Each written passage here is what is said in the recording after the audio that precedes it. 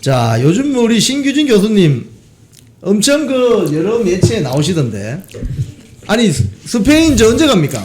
아, 이제 다음 주에 가가지고 다음 주가 마지막 방송될 것 같아요. 아, 그러세요? 다음 주 목요일 날. 이번에 그죠? 오셔가지고 어디 매체 많이 다니셨어요? 뭐, 유튜브 채널들을 좀 많이 다닌 것 같고, 그 다음에, 네, 또, 어제는 종편에 하서 하는 유튜브, 거기서 이제 저에 대한 허위 사실을 유포가 돼가지고, 좀 정정방송을 하러 나갔습니다. 아, 그래요? 네. 아, 뭐 어떤 어휘 방송이에요, 그게? 그때도 이제 제가 이영풍 TV 나와가지고 말씀을 드렸는데, 제가 장동혁이 아니라 윤상현 의원실에서 했던 리셋 코리아라는 토론회에서 보수가 어떻게 재건될 수 있을까 그 방향성을 제시하는 발제자로 참여를 했는데, 그 토론회를 굉장히 이제 왜곡 보도가 많이 나왔어요. 그래서 이제 저에 대해서 한국일보의 김현종 기자라는 사람이 예. 제가 그 토론에서 발제를 했는데 제가 탄핵 반대한 국민의힘 의원들을 정치적 전응하라고 원색 비난했다 이렇게 기사를 썼는데, 그래서 저는 제가 토론에서 그런 발언을 한 적이 없거든요. 그래서 찾아봤더니 공식적인 칼럼이나 그런 공적인 자리가 아니고, 예전에 제가 한 3월 달쯤에 탄핵이 이제 한참 있었을 때 이렇게 쓴 거예요. 그러니까 탄핵 반대한 사람들을 비난한 게 아니고 전혀 이 국민의힘 기득권들은 탄핵이 되든 안 되든 우리들만 잘 살면 된다라는 거잖아요. 그러니까 탄핵이 인용되더라도 극우와 윤석열 대통령은 반 이재명 전선으로 다 결집을 하게 돼 있다라고 생각하는 게 한심하고 그게 정치적 전응하다. 그래서 국민의힘 기득권들은 이제 그런 착각을 하지 말아야 된다라고 해서 제가 이제 전응하라는 표현이 좀 과격하긴 한데 정치적이라는 이제 전제를 달고 또 국민의힘의 기득권 힘 있는 사람들을 좀 풍자조롱하기 위해서 그렇게 쓴 거를 가지고 마치 토론에서 제가 그런 말 한 것처럼 이렇게 연관해서 붙였는데 그 프레이밍을 하는 사실 그러니까 인용 자체가 잘못이죠. 왜냐하면 탄핵 반대는 거기서 제가 꺼내지도 않았는데 탄핵 반대한 의원들을 제가 정책 전응하라고 자기 멋대로 해석을 해가지고 잘못된 보도를 했는데 그거를 그 대표적인 친한계 스피커로 불리는 신지호 씨가 그 채널A 방송 나가가지고 심규진 씨라는 사람은 그 토론회에서 탄핵 반대한 사람들을 정치적 전응하라고 막말을 하질 않나 이런 식으로 얘기를 한 거예요. 그렇군요. 그러니까 앵커가 그런 일도 있었군요 이러는 거예요. 저는 졸지에 토론회 가가지고 탄핵 반대한 사람들을 정치적 스탠스가 다르다는 이유로 전응하야 이렇게 공격한 막말한 사람이 돼 있는 거예요. 그래서 그걸 가지고 조금 이제 곧 시정하기도 하고 또 전환길 돌풍이라든지 지금 정치적 현안에 대해서 좀 정말 이렇게 기성 매체들이 너무 친한계나 그런 쪽에 탄핵 찬성한 사람들의 입장만 좀 너무 많이 과대에 반영하는 것 같아서 이제 이런 식으로 물어보더라고요. 전환길이 이렇게 부각되는 것이 대중성은 없지 않냐, 또 중도 확장은 안 되지 않냐 이래가지고 제가 오히려 지금 대중들은 국민의힘을 정치 기득권 나으리들로 보고 있고 전환길 선생님이 가지고 있는 대표성이라는 게 그분이 무슨 윤석열 정권에서 한 자리 한 것도 아니고 그리고 기존에는 정치에 관심이 없었는데 저 계엄과 탄핵을 계기로 정치에 관심을 갖고 수많은 사람들이 아스팔트에 나왔고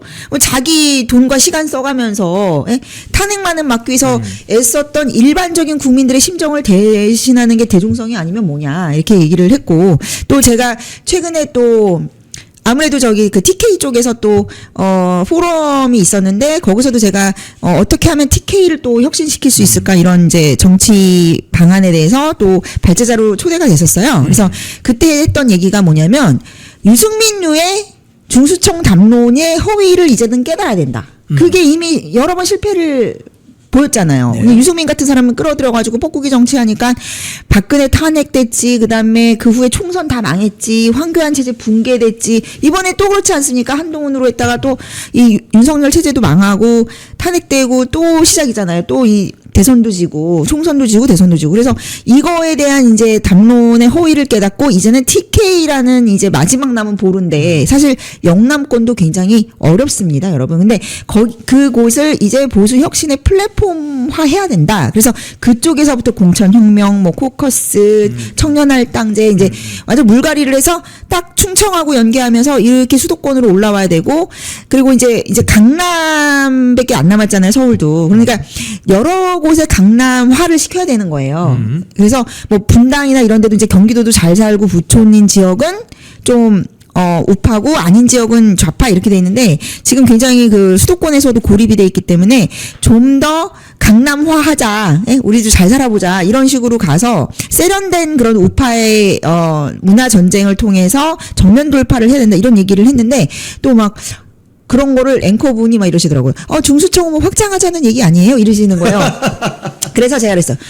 좌파들은 굉장히 많은 영남권 인사들이 지금 되게 주류화돼 있는데 그 사람들이 언제 한 번이라도 DJ와 호남과 그 정치를 비하하거나 폄하한 적이 있었냐. 근데 보세요. 뭐 유승민 유의 사람들은 항상 그 영남 정치, 영남의 뭐 우리 레거시를 항상 좀 폄하하는 듯한. 그래서 우리가 민주당의 의제, 아젠다를 받아들여야 되는 식으로 얘기를 하잖아요. 그러니까 저는 그게 잘못됐다라는 것이죠. 우리가 선명한 보수 우파의 노선을 가져가야 우리가 자긍심이 생기고 그 기반으로 서울로 가가지고 중도로 가가지고 마케팅을 할 수 있다. 이제 그 얘기를 좀 하고 왔습니다. 어제 그 부울경 합동 연설회를 보니까 네네.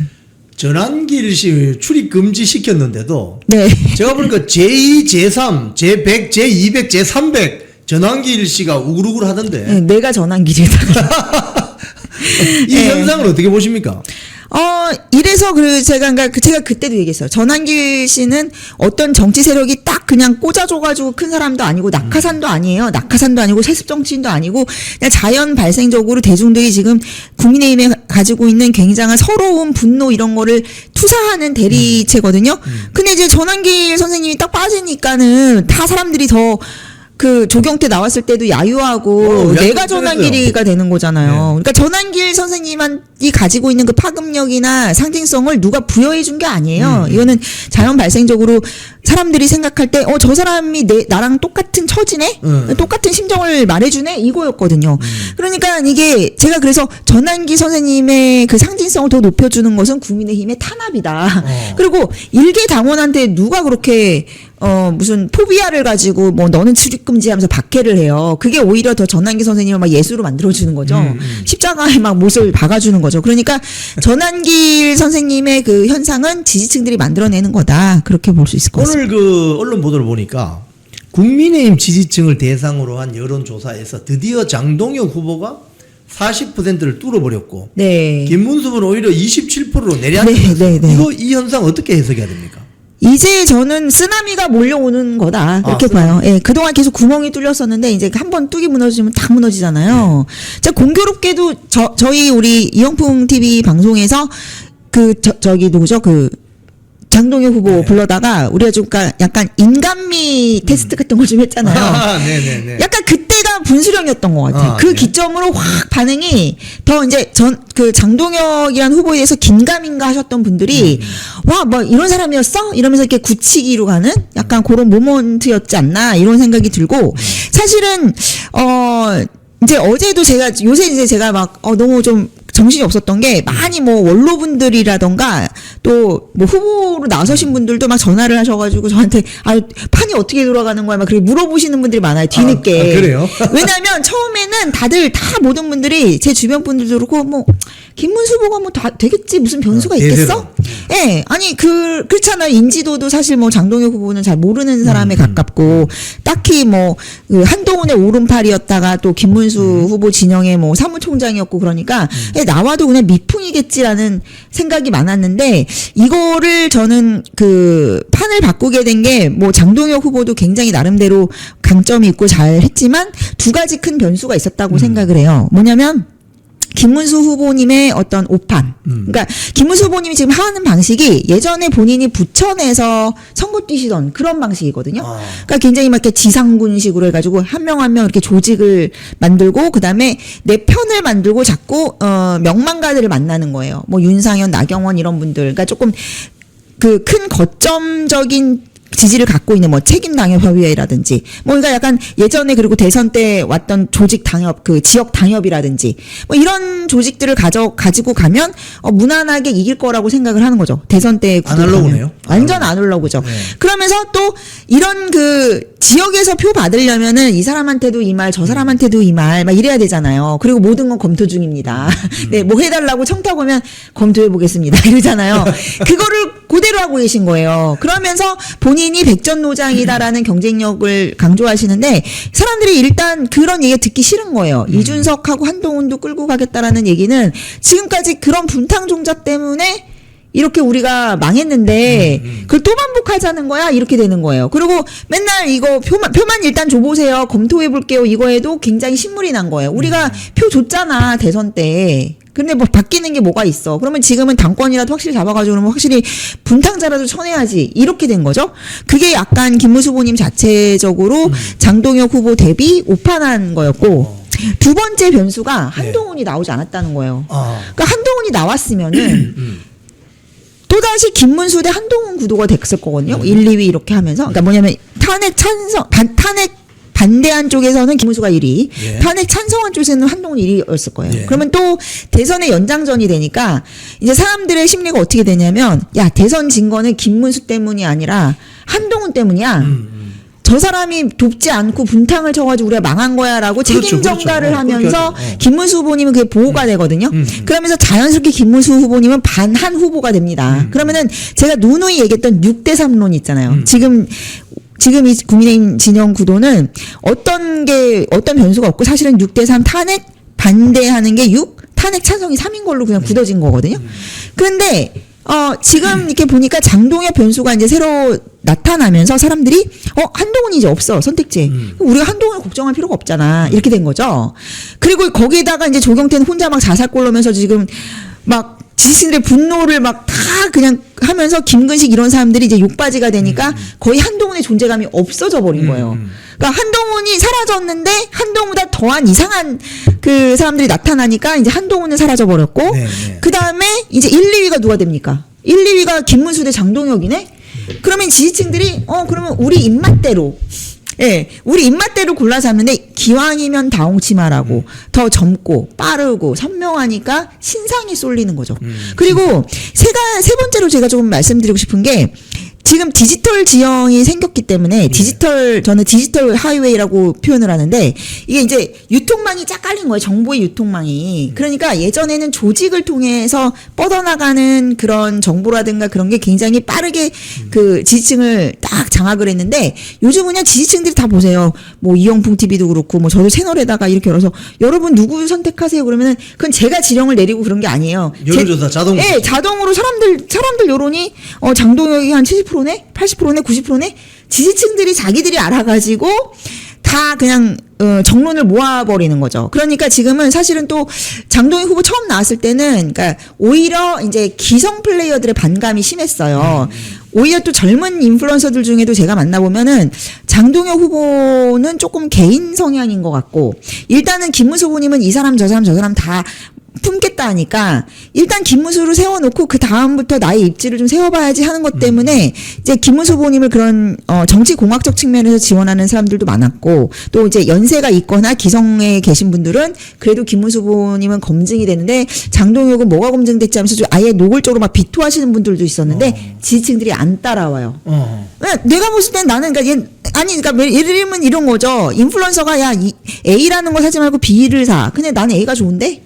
네, 근데 그거를 A 좋은 사람들끼리 너도 A야 하면서 이렇게 여론을 모아갈 수 있는 디지털 하이웨이 이제 커뮤니티가 생겨버렸기 때문에 이제는 이제 과거 방식으로 뭐 인플루언서 누가 뭐 선동해가지고 다 따라오고 그런 시대는 아니라는 겁니다. 특히 그 과정에 이제 유튜브 콘텐츠. 그렇죠. 이게 지금 아주 적확하게 들어맞는 것 같은데. 그리고 일단 조회수가 이제 결정을 해버려요. 지금 제가 보기에는 유튜브들이 먼저 장동혁 쪽으로 좀 더 뭐라고 할까요? 좀 더 프로그레시브하게 장동혁 쪽으로 지지가 많았던 거는 이게 피부로 시장에서 느껴지거든요. 어떤 상품이 팔리는지. 근데 일단 김문수 후보님은 재탕이에요. 재탕된 상품이잖아요. 그리고 대선 때는 신선했죠. 뭐 팝탐이 그래가지고. 근데 이 벌써 이제 리패키징이 된 거 아닙니까? 근데 장동혁은 어쨌든 신상인데 그러니까 패키징이 더 신선하고 그리고 지금 상황에서는 어쨌든 그 김문수 후보님은 막 뭐 저쪽도 다 뭐 품겠다고 하니까 현상 유지처럼 보이는 거예요. 변화가 없네. 근데 어쨌든 장동혁 후보는 그게 어떤 식으로 실행될지 뭐 실제 이분이 정말 힘을 얼마나 가져가지고 뭐 그 분탕 세력을 쳐낼 수 있을지는 미지수로 남아 있지만은 왜 사람들이 그 기대 심리를 선택하는 게 있잖아요. 소비라는 거는 항상 뭐 내가 뭐 학원을 가도 나는 그래도 공부를 잘해줄 수 있을 거야 하고 학원 가는 것처럼 장동혁을 선택하면 그래도 변화가 있는 거 아니야 그 자체로 이런 것 때문에 조회수에서 반응을 합니다. 그래서 지금 제가 여러 유튜브를 보면은 장동혁 후보님의 컨텐츠가 뭐 김문수나 다른 후보를 압도해요 몇 배로. 그거는 이제 사람들의 기대 심리가 있다라는 거죠. 그래서 이제 유튜브 채널들도 처음부터 많이 장동혁을 좀 지지하고 띄우는 쪽으로 갔는데, 예, 최근에 보면 이제 지지층들의 압력이 있고, 이제 구독자들의 압력이 있으니까, 대체적인 여론이 좀 장동혁 대세론으로 이렇게 밴드웨건화되는 경향이 나타난 것 같습니다. 지금 오늘 그 수치를 보니까요. 네. 한 달 전에 그 김문수 후보의 지지율이, 그러니까 국민의힘 지지층 사이에서 네네. 39%에서 한 38% 이렇게 유지를 했어요. 그쵸. 하다가 최근 일주일 사이에 그냥 10% 폭락을 해버렸어요. 뚝 떨어졌어요. 근데 장동혁 후보 같은 경우는 한 달 전에는 한 13%. 그쵸. 그 다음에 여론조사 할 때마다 10%씩 올랐어요. 계속 올랐어요. 28% 하다가 최근 며칠 사이 여론조사는 또 10% 네. 상승해서 지금 40%를 넘었는데, 이렇게 되면은, 예, 우리가 지금 화면에 띄워놨습니다. 이렇게 되면 골든크로스는 지났고, 이렇게 되면 관성에 의해서 더 벌어지게 되지 않습니까? 그렇죠. 이제 관성에 의해서 이제 대세론이 하면서 뭐 진짜 결선 투표 안 갈 정도도 되는 것 같고, 제가 이제 어제 약간 몇몇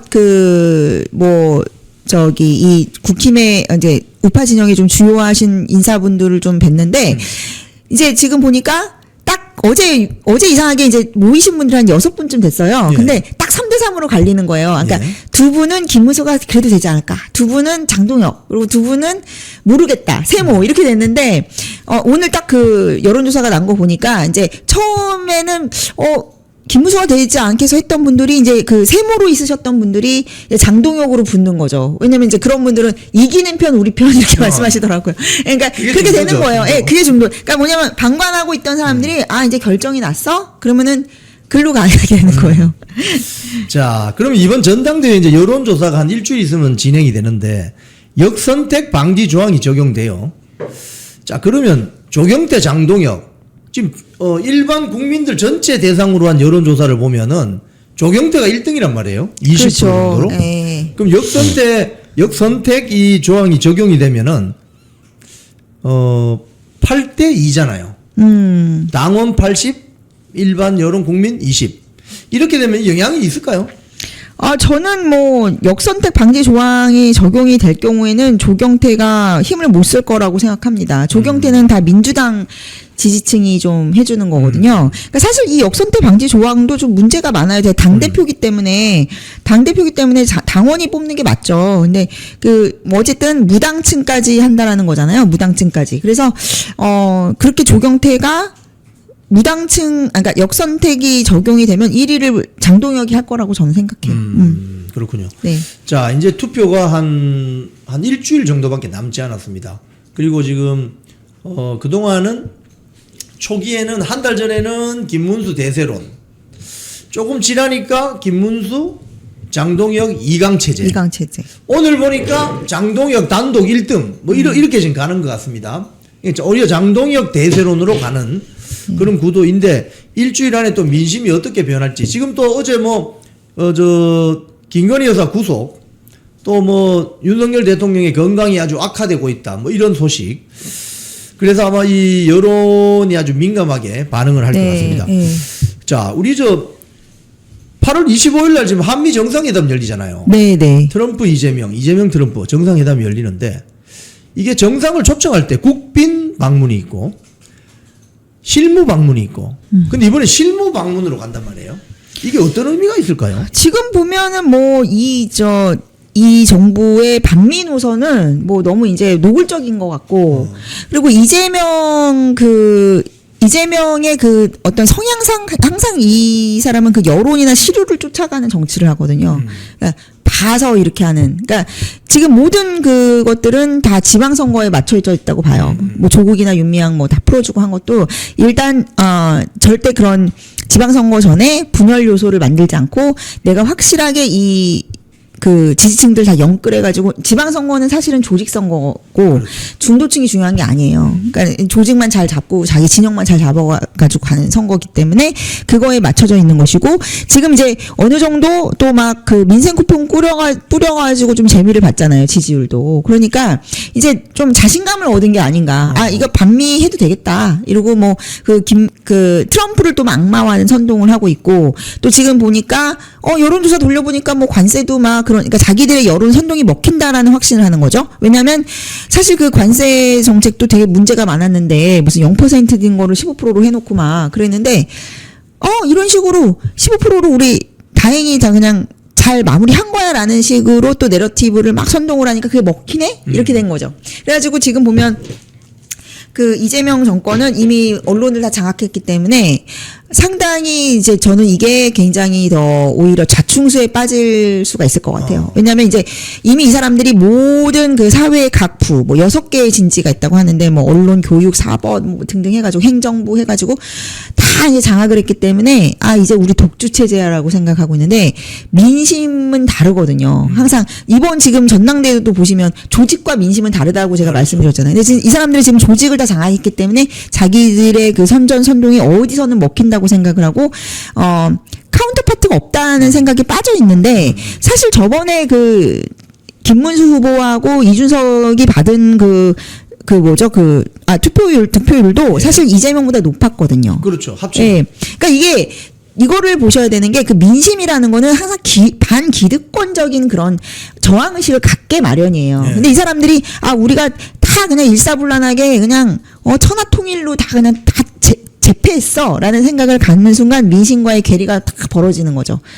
그냥 국민들이 그냥 MBC에서 이렇게 해주면 다 그걸 받아들여 주는구나 라고 착각을 하고 있는 거예요. 그래서 저는 그런 면에 있어서는 이 노골적인 반미 노선이 결국 자충수가 언제는 무리수가 될 수가 있고 또 한 가지 말씀드리면 미국 쪽에서 상당히 어쨌든 트럼프의 그 측근 그룹들이 있지 않습니까? 지금 뭐 존 밀스 대령도 뭐 지금 그 차관보에 들어가는데 트럼프가 그 사적으로 가지고 있는 그 우파 그 싱크탱크가 있는데 그 싱크탱크 출신들이 다 내각에 들어가 있다는 거예요.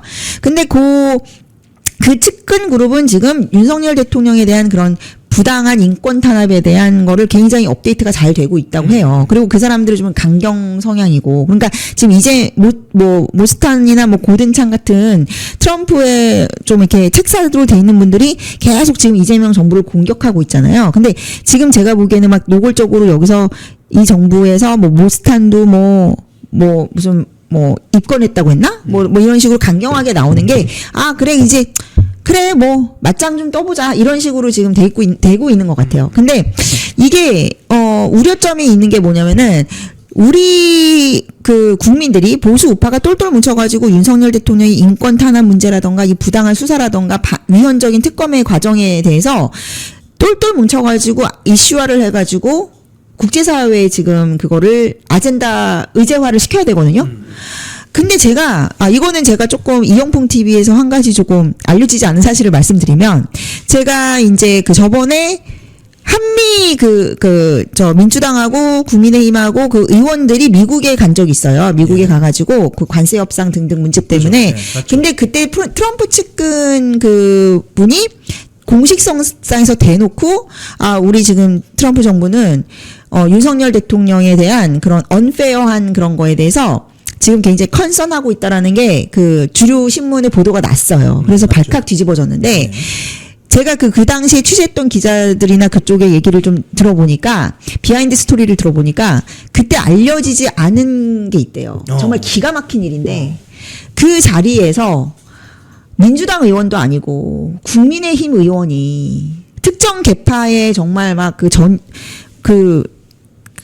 계파의 그런 뭐라고 해야 되지? 그냥 친한계라고 할게요. 친한계 대표적인 의원이 미국 측 인사가 그 보도 나온 대로 우리가 지금 윤석열 대통령의 그거에 대해서 언페어한 거에서 주시하고 있다, 뭐 컨선하고 있다고 하니까 그 기사에는 뭐라고 났냐면 그 자리에서 민주당 의원들이 즉각 반박을 했다 그렇게 나왔거든요. 민주당 의원들이 아니라 맨 먼저 언페어한 게 아니라 윤석열은 아주 나쁜 사람이다 이런 식으로 공격을 한 게 친한계 의원이었다는 거예요. 그래서 민주당 의원들이 키득키득거리고 조롱을 해서 그때 같이 동석했던 국민의힘의 아주 중견 정치인들이 너무 모욕감을 느꼈다. 근데 그거를 어떻게 잘 해서 이거는 그 친한계 의원의 그 앞으로의 정치 생명이나 그 평판을 좀 감안해서 기사화가 되지 않았다고 하네요. 그 누군지 답이 딱 나오겠네. 답이 딱 나오죠. 그래서 제가 그 얘기 들으니까 이제 너무 화가 나고, 그러니까 그 모멸감을 다 거기서 느꼈다는 거예요. 그래가지고 그 친한계 의원이 주의를 받았다는 거죠. 그래서 이런 게 보도가 되면은 당신한테 좋지 않다 이렇게 됐다는 거예요. 그거를 제가 그 회담을 취재한 그 기자분들이 그 비하인드 스토리로 얘기했다라는 거를 이제 제가 들었거든요. 근데 기자들이 왜 안 쓰죠, 근데? 그러니까 그거를 민주당 의원들이 그랬다는 걸로 이제 스위치가 된 거죠. 네. 그렇게 보도가 됐죠. 네. 그 자리에서 그러니까 그 자리에서 공박한 게 민주당 의원들이었다라고, 몇몇 민주당 의원들은 거기서 반박을 했다라고 했는데 거기에 친한계 의원이 제일 먼저 반박을 했다라는 거. 한동훈 씨하고 성이 같다 뭐 이런 댓글이 지금 올라오는데. 그러니까 이게 진짜 말이 됩니까? 그러니까 이게 윤석열 대통령이 지금 되게 과도한 수사, 그리고 이렇게 부부를 그렇게 헌정사상 구속한 적도 없고, 없어요. 예전에 그 조국이나 정경심 같은 잡범도, 아니 실형이 나왔는데도 구속을 안 시켰는데, 지금 뭐 1심도 나오지 않은 상황에서 부부를 맞습니다. 그렇게 다 잡아 넣는다는 거는 말이 안 되죠. 정치 보복이죠. 정치 보복이죠. 근데 이것에 대해서 미국이 문제 제기하고 국제사회가 문제를 제기해서 그거에 호소해도 모자를 파네. 근데 이 당 내부에서 그런 식의 이견을 나오는 사람이 있다 그러면은 당연히 같이 갈 수 없는 거고. 아니, 이 말씀 하시니까. 네. 지금 우리가 미리 사전 뭐 이런 대담 준비하는 과정에서는 없었지만. 네. 윤희숙 그 여의도 연구원장이 갑자기 사퇴하고 나가버렸잖아요. 그러니까요. 근데 어제 나가면서 조경태 안철수 지지합니다. 뭐 이렇게 선언했다고 보도가 돼 있던데. 네, 뭐 혁신파 의원들을 지지한다고. 그러니까 이제 조경태 안철수 네. 지지한다는 이야기인데. 근데 우리 전에 우리 교수님 여의도 연구원에 잠시 계셨죠? 네, 네. 그 여의도 연구원의 주요 기능이 정책 개발하고 여론조사 아닙니까? 그러니까 저는 원래 그 여의도 연구원장이라는 자리도 그렇고 그 기관의 취지가 무슨 이렇게 그 정치 현안에 대한 걸 할 수 있는 자리가 아니에요. 네. 그리고 그게 그 권한도 굉장히 협소해요. 그 윤희숙이 하는 그런 행동들은 굉장히 그 문제가 될 소지가 많아요. 그 뭐 정당법이라든가 여러 가지에. 왜냐하면 여의도 연구원은 독립된 기관이고 그래서 어떤 개파나 어떤 특정 정치적 이익을 위해서 하는 데가 아닙니다. 그러니까 정책 개발에 대한 것만 하는 거예요. 뭐 사실 여론조사나 이런 것도 사실 뭐 그런 식의 정치 현안적인 거 있잖아요. 정치적인 이익을 어떤 개파나 이런 것에 대한 정치적 이익적인 걸 하면 안 되는데요. 원래 설립의 취지가 그래요. 그래서 제가 여연에 있었을 때도 그 당시에 홍준표 뭐 윤석열 이렇게 해가지고서는 이렇게 그때 당내 경선 때였잖아요. 무조건적인 중립이 요구되는 자리고 저 그때 데이터 그 랩에 있었을 때 제가 데이터 랩 그 센터장이었는데 제가 그 데이터를 막 그 빅데이터 이런 거를 하고 있고 이런 막 보안적인 그 데이터나 정보를 다 가지고 있는데 예를 들어 제가 무슨 홍준표한테 줄을 서가지고 그쪽에만 독점적으로 제공을 한다거나 그쪽 어디 언론에 나와가지고 막 홍준표한테 유리한 대로 막 이러면은 말도 안 되는 일이죠. 근데 그런 일을 황당한 일을 지금 윤희숙 원장이 하는 거예요. 그래서 저는 처음부터 여러분 생각해 보세요. 그 전에 역대 여영 원장이 누가 나와가지고 나 어떤 후보를 지지하고 뭐 막 대통령을 당이 배출한 전직 대통령을 그렇게 모욕하고 그런 일이 있었는지 한번 찾아보세요. 그러니까 이게 콩가루 집안이라는 게 이런 거예요. 그래서 저는 처음부터 윤희숙 씨가 그 여영 원장을 맡아가지고서는 막 하는 거에도 굉장한 그 이런 정책 발언하는 거에도 굉장히 분노를 했던 사람이고 철저한 중립이 요구되는 자리입니다. 거기는. 근데 그 한동훈 그때 비대위 체제입니까? 그때 네. 조선일보 그 홍영님 원장이 갔는데 그때 뭐 한동훈 개인을 위한 무슨 이미지 조사를 해가지고. 그렇죠. 그것도 문제. 그런 것도 당무감사해야 돼요. 이게 사실은 저기 최고위원회에 먼저 보고가 되고 정보가 공유가 되어야 되는데 홍영림이가 바로 그냥 한동훈한테 직보했잖아요. 이런 건 당헌 당규 문제 안 됩니까? 완전 문제가 되는 거죠. 그러니까 그 여의도 연구원이라는 데는 공적인 것을 위해서 정책 개발을 하는 데지 싱크탱크라니까요. 근데 어떤 무슨 당 대표의 무슨 비선 조직처럼 그렇게 활용됐으면은 그러는 거는 사리사욕으로 그 권력 남용이죠. 그러니까 직권 남용으로 쳐 넣어야 되는 거예요. 네. 근데 그동안 이게 알려지기만 하고 어떤 사법적인 처리나 당무 감사나 이런 게 없었던 그런 거 거죠. 당무 감사를 철저히 해가지고 그런 그 공적인 권한을 사적으로 유용한 게 생기면은 다 직권 남용이 되는 거죠. 아니 앞으로 저 좋은 날이 오면 우리 신규진 교수님 같은 분이 여의도 연구원장 해도 잘하실 것 같은데. 그러니까 여의도 연구원이 제가 좀 있어봤기 때문에 문제가 너무 많아요. 그러니까 그런 문제점들을 이제 개혁했을 때만이 여의도 연구원장도 예전에 그 폼이라고 하잖아요. 그러니까 정책 연구 기관으로서의 역할을 할 수 있는 거지. 지금 모든 당의 그런 기강이나 질서가 다 무너졌기 때문에 윤희숙 같은 사람이 가가지고 이렇게 뜨내기로 있으면서 한 어떤 정파에 그렇게 봉사하거나 아니면 개인의 그 관종몰이라고 하잖아요. 자기의 주목을 받기 위한 그런 직책으로 이렇게 변질돼 버린 거죠. 그 전에는 그렇지 않았어요. 그리고 이제 어제도 이제 많은 분들이 뭐 요즘에 윤희숙 씨 얘기를 많이 하는데 저도 그렇고 사실 저도 처음에 윤희숙이라는 사람의 등장에 대해서 굉장한 큰 기대를 가졌고 한동훈 못지않게 그리고 이제 다 보면은 비슷하시더라고요. 다 윤희숙 팬이었고 지지를 했는데 뭐 심지어 어떤 그 청년 정치인분은 윤희숙하고 너무 막 이렇게 아삼육이 잘 맞아서 친분도 두터웠는데 막 여의도 연구원장 하다가 혁신위원장 하는데 아니 심지어 그 혁신위에서도 문제가 많았다는 거예요. 혁신위 내에서는 되게 좋은 아이디어를 많이 내줬대요. 이 청년 정치인들이 어떻게 우리가 청년을 이렇게 TK나 이런 쪽에서도 막 이렇게 선보여가지고 이런 코커스식으로 할까 뭐 여러 가지 막 되게 다양한 아이디어를 냈는데 그런 건 언론에 한 줄도 안 나고. 혁신위원장이라는 사람이 나가가지고 전환기는 스탈린, 히틀러다 이러니까 사람들이 벙찌는 거죠. 그게 마치 무슨 혁신위의 합의를 거쳐서 나온 발언처럼. 그러니까 혁신위원장이면은 어떤 그 합의 기구의 대표성이 있는 사람으로 인식되잖아요. 네. 근데 나와가지고 그런 소리 하니까 얼마나 내부에 있는 사람들은 황당하겠습니까? 그러다가 또 내부에서 문제가 되니까 나 안 해. 약간 이게 이분이 나 안 해 이 정치가 알고 봤더니 고질병이더라고요. 이분이 옛날에 KDI인가 그 원래 거기서 애초에 이분이 공천을 받게 된 게 무슨 KDI 교수인가요? 거기서도 문재인 정권 때 무슨 정책적으로 이렇게 좀 노선이 다 이렇게 틀어지니까 뭐 무슨 위원장인가 뭔가 뭐 어디 위원회에 들어가 있었는데 나 안 해 그러면서 사표를 던지고 나오니까 그 김영호라는 그분이 뭐라고 했냐면은 여장부다 소신을 가진 여장부다 이래가지고 발탁이 된 거예요. 그래서 서초에다 꽂아준 거예요.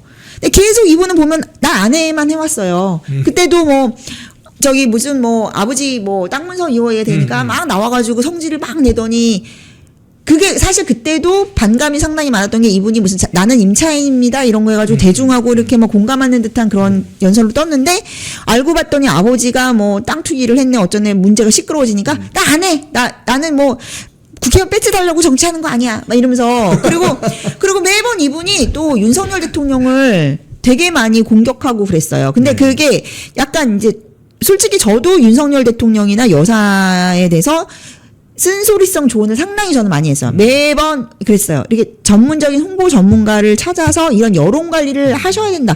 그러면은 얘가 우리를 가르치려고 드네. 이 사람이 되게 전문가라고 그러는 거 하면서 욕을 먹죠. 그래서 그런 걸 감수하고서라도 저는 매번 그런 얘기를 했어요. 조언성의 쓴소리. 근데 조언성의 쓴소리하고 막 그렇게 자기가 윤희숙 씨는 내가 막 굉장히 선생님이고 너는 모자란 애고 너는 내 말 들어야 돼 이런 식의 약간 되게 교조적인 그런 식의 쓴소리도 아니고 그거는 좀 이제 싸가지가 없는 거죠. 그러니까 예를 들면 청와대에 옮기고 용산으로 간다고 할 때도 막 이렇게 비아냥대듯이 이렇게 굉장히 상대방을 불쾌하게 하는 그런 조언을 가장한 그런 거 있잖아요. 뭔지 아시죠? 네. 그래서 약간 미운 털이 많이 박혔었는데 그러니까 이분은 그런 것도 되게 웃긴 게 또 방송 같은 데 나가서는 막 밖에 알려지면 안 되는 얘기들을 막 하는 거죠. 내가 윤석열 대통령이랑 싸웠다.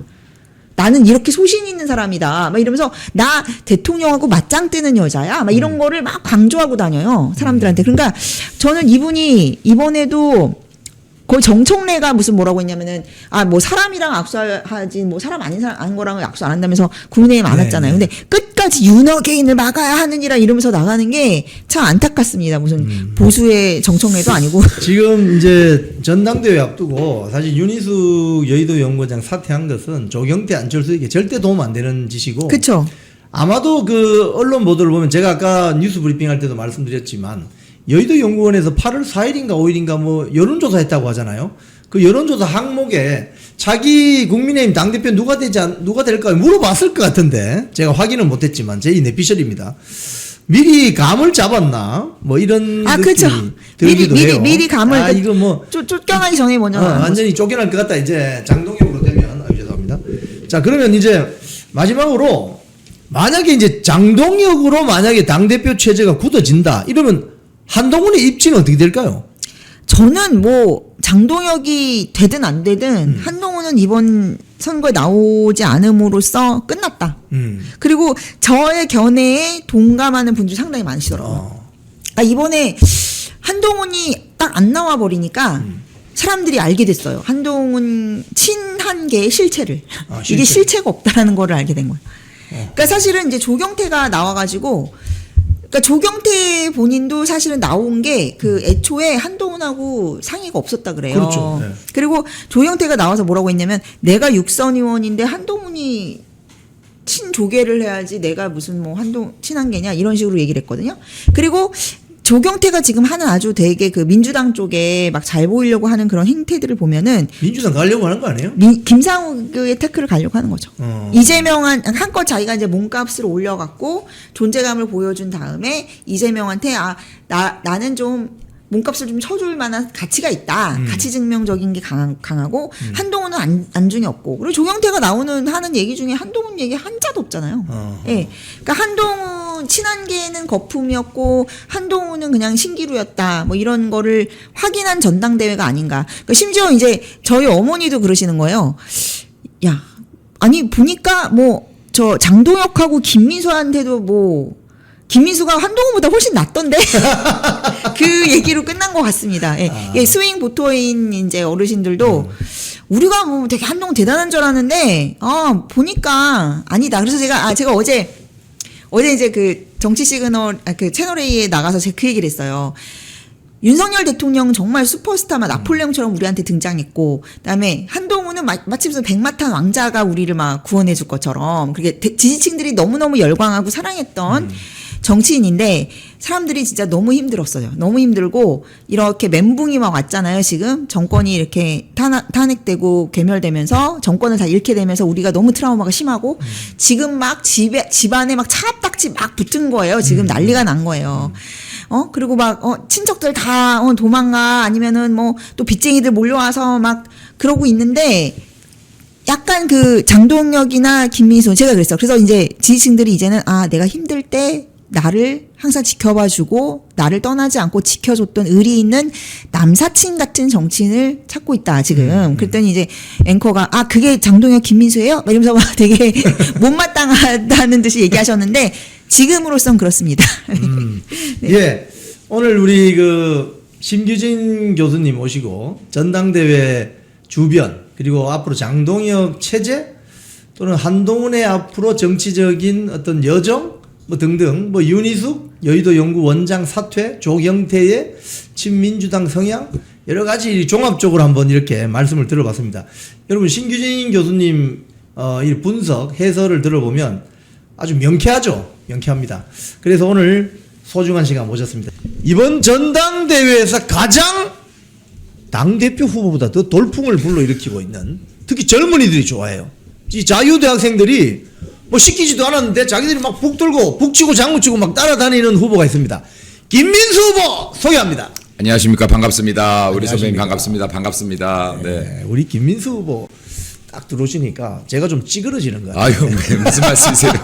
저희 어머니는 그 선배님이 더 잘생기셨답니다. 자, 우리 김민수 후보님. 네네. 이번 전당대회 이제 거의 막바지로 가고 있는데 네. 쭉 처음부터 보시니까 어때요, 분위기가? 한심합니다. 왜요? 당원들을 보면 안타깝고 후보들을 보면 한심하고 그렇습니다. 네. 일단 지금 제가 전당대회를 하면서 첫 지금 우리 합동연설회가 대구에서 있었거든요. 그렇죠. 근데 근데 이제 대구에서 뭐 있었어요. 선배님 보시면 아시겠지만 저랑도 한번 통화하셨지만 저는 연설문을 따로 준비하지 않습니다. 그렇죠. 네, 연설문을 예. 따로 준비하지 않고 왜냐하면 연설문 없어도 하고 싶은 말이 너무 많아요. 근데 연설 시간 4분뿐이 안 줘서 인사 빼면 3분인데 여기 또 호응해 주시면 약간 서로 호응하다 보면 실제로 말한 시간 보니까 1분 30초에서 2분뿐이 안 되더라고요. 최고위원은 4분이죠. 그죠? 네, 잘못됐어요. 여기 앞에 인사말이 더 길어요. 인사말은 제한 없고 후보들은 4분 만에 말하라 그러면 무슨 말을 할 수 있겠습니까? 그러니까 정말로 내가 그 현장에서 느끼는 한마디를 하고 싶어서 제가 연설문을 따로 준비하지 않는데 대구 탑동 연설회 같은 경우는 전날에 우리 윤석열 대통령에 대한 인권 유린이 있었지 않습니까? 10명이서 들어가서 강제로 끌고 그렇죠. 나가고 의자에 막 집어넣고. 이게 분노가 가라앉지 않은 상황이었는데 아무도 이 얘기를 안 해주시는 거예요. 예, 그래서 제가 이제 윤석열 대통령 얘기를 강하게 얘기를 했는데 이게 누군가가 용기 내서 말해야 됩니다. 이거 금기어처럼 돼 있었는데 그 다음 날부터 이제 얘기가 나오기 시작하죠. 본물이 터졌죠. 네, 본물이 터지죠. 네. 누가 시작을 끊어줘야 되는 것인데 다들 겁내면 싸우질 못한다. 누군가는 말을 해줘야 된다. 그리고 지금 두 번째 날부터는 우리 당에서 지금 이게 우리 당의 후보가 맞는지 민주당 후보인지 헷갈리는 사람들이 지금 당대표 후보 중에도 한두 분 계시고요. 최고위원 중에서도 한 두어 분 계세요. 청년 최고 중에도 있더라고요. 그러면 이 사람들의 발언 수위가 세지는데 이건 진짜로 국민의힘의 전당대회인지 아니면 민주당 전당대회인지 사람을 헷갈리게 하는 거예요. 이걸 듣다 보면 막 분노해서 듣지를 못하겠어요.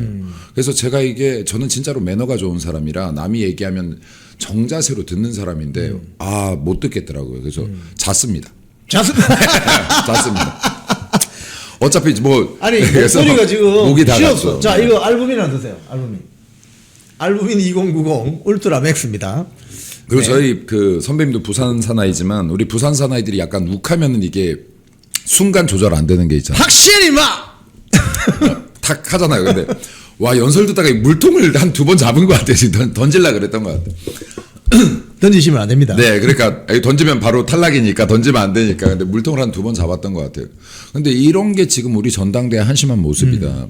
그래서 지금 제가 볼 때는 저는 이게 우리 당이 어쩌면 고쳤을 수 있는 단계가 끝난 것 같다. 이거는 지금 완전히 파괴해야 된다. 지금 우리 당내 작용화 현상이 너무나 심하고 이것을 지금 묵인하는 것도 작용하다. 네, 이거 혼내야죠. 네, 이거 혼내야죠. 이렇게까지 가면. 근데 이거를 가만히 다양성으로 인정하는 건 역시도 작용하다. 이 정도가 됐다 그러면 이건 당을 파괴해야 되는 거다. 당을 파괴 수준까지 끌어내려야 그럼 파괴 뒤에는 전에도 우리 선배님하고 얘기했지만 파괴 뒤에 창조가 따르는 거거든요. 창조가 나오죠. 예. 새로운 창조를 위해서라도 이거는 당을 한번 진짜 부시는 수준의 혁신을 해야 된다. 속가낼 사람 다 속가내야 된다라고 봅니다. 이게 안 되면 이거는 우리 당이 강한 정당이 될 수 없다.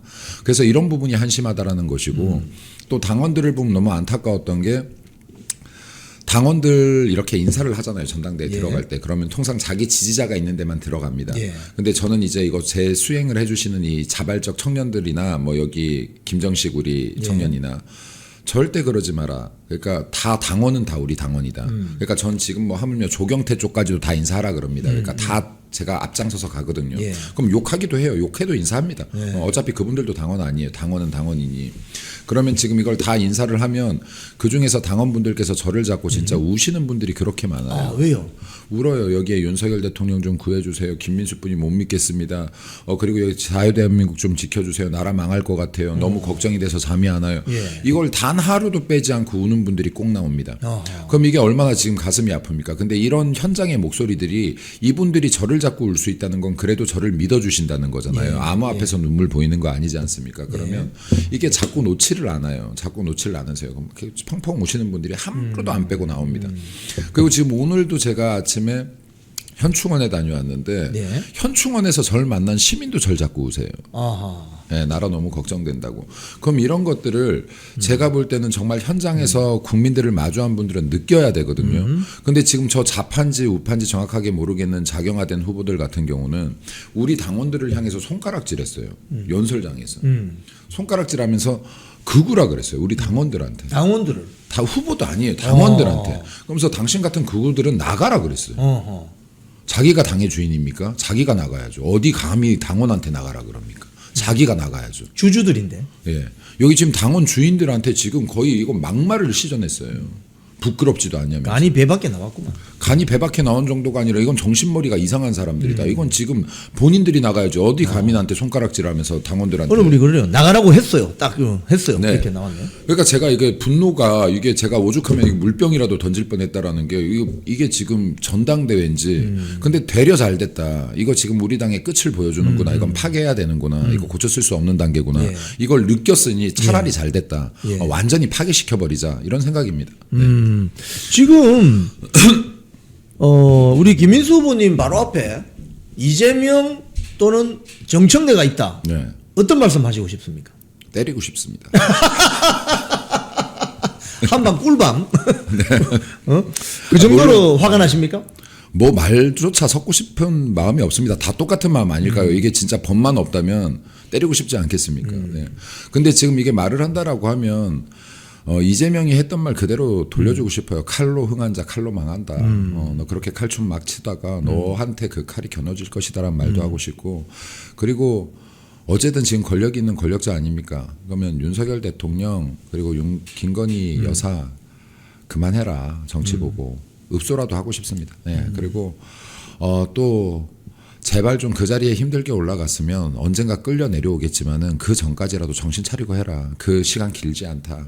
권력을 쥐고 있는 시간 길지 않으니 당신의 인생 마지막도 순탄하려면 할 수 있는 좋은 일들을 많이 하고 내려오라는 소리 하고 싶습니다. 곤불 10년이라는 말이 있는데 요즘 뭐 하도 스피드가 빨라서 곤불 3년입니다, 여러분. 그러니까요. 예. 대통령 그리고, 네. 임기 그죠? 힘 있을 때 잘해야 되는 거예요. 근데 힘 있을 때 목에 힘들어가는 사람들이 100에 99명인 것 같은데 힘이 있을 때 잘해야 되는 겁니다. 그 힘을 좋은데 써야지 그 힘이 더 영향력을 발휘하는 것이지 힘 있는 자리에 갔다고 목 쳐들고 그리고 저기에 진짜로 약한 사람들 저렇게 억압하고 하면 안 되는 거예요. 근데 지금 이재명 같은 사람들은 본성 자체가 그런 것 같아서 어차피 말하면 알아듣겠냐.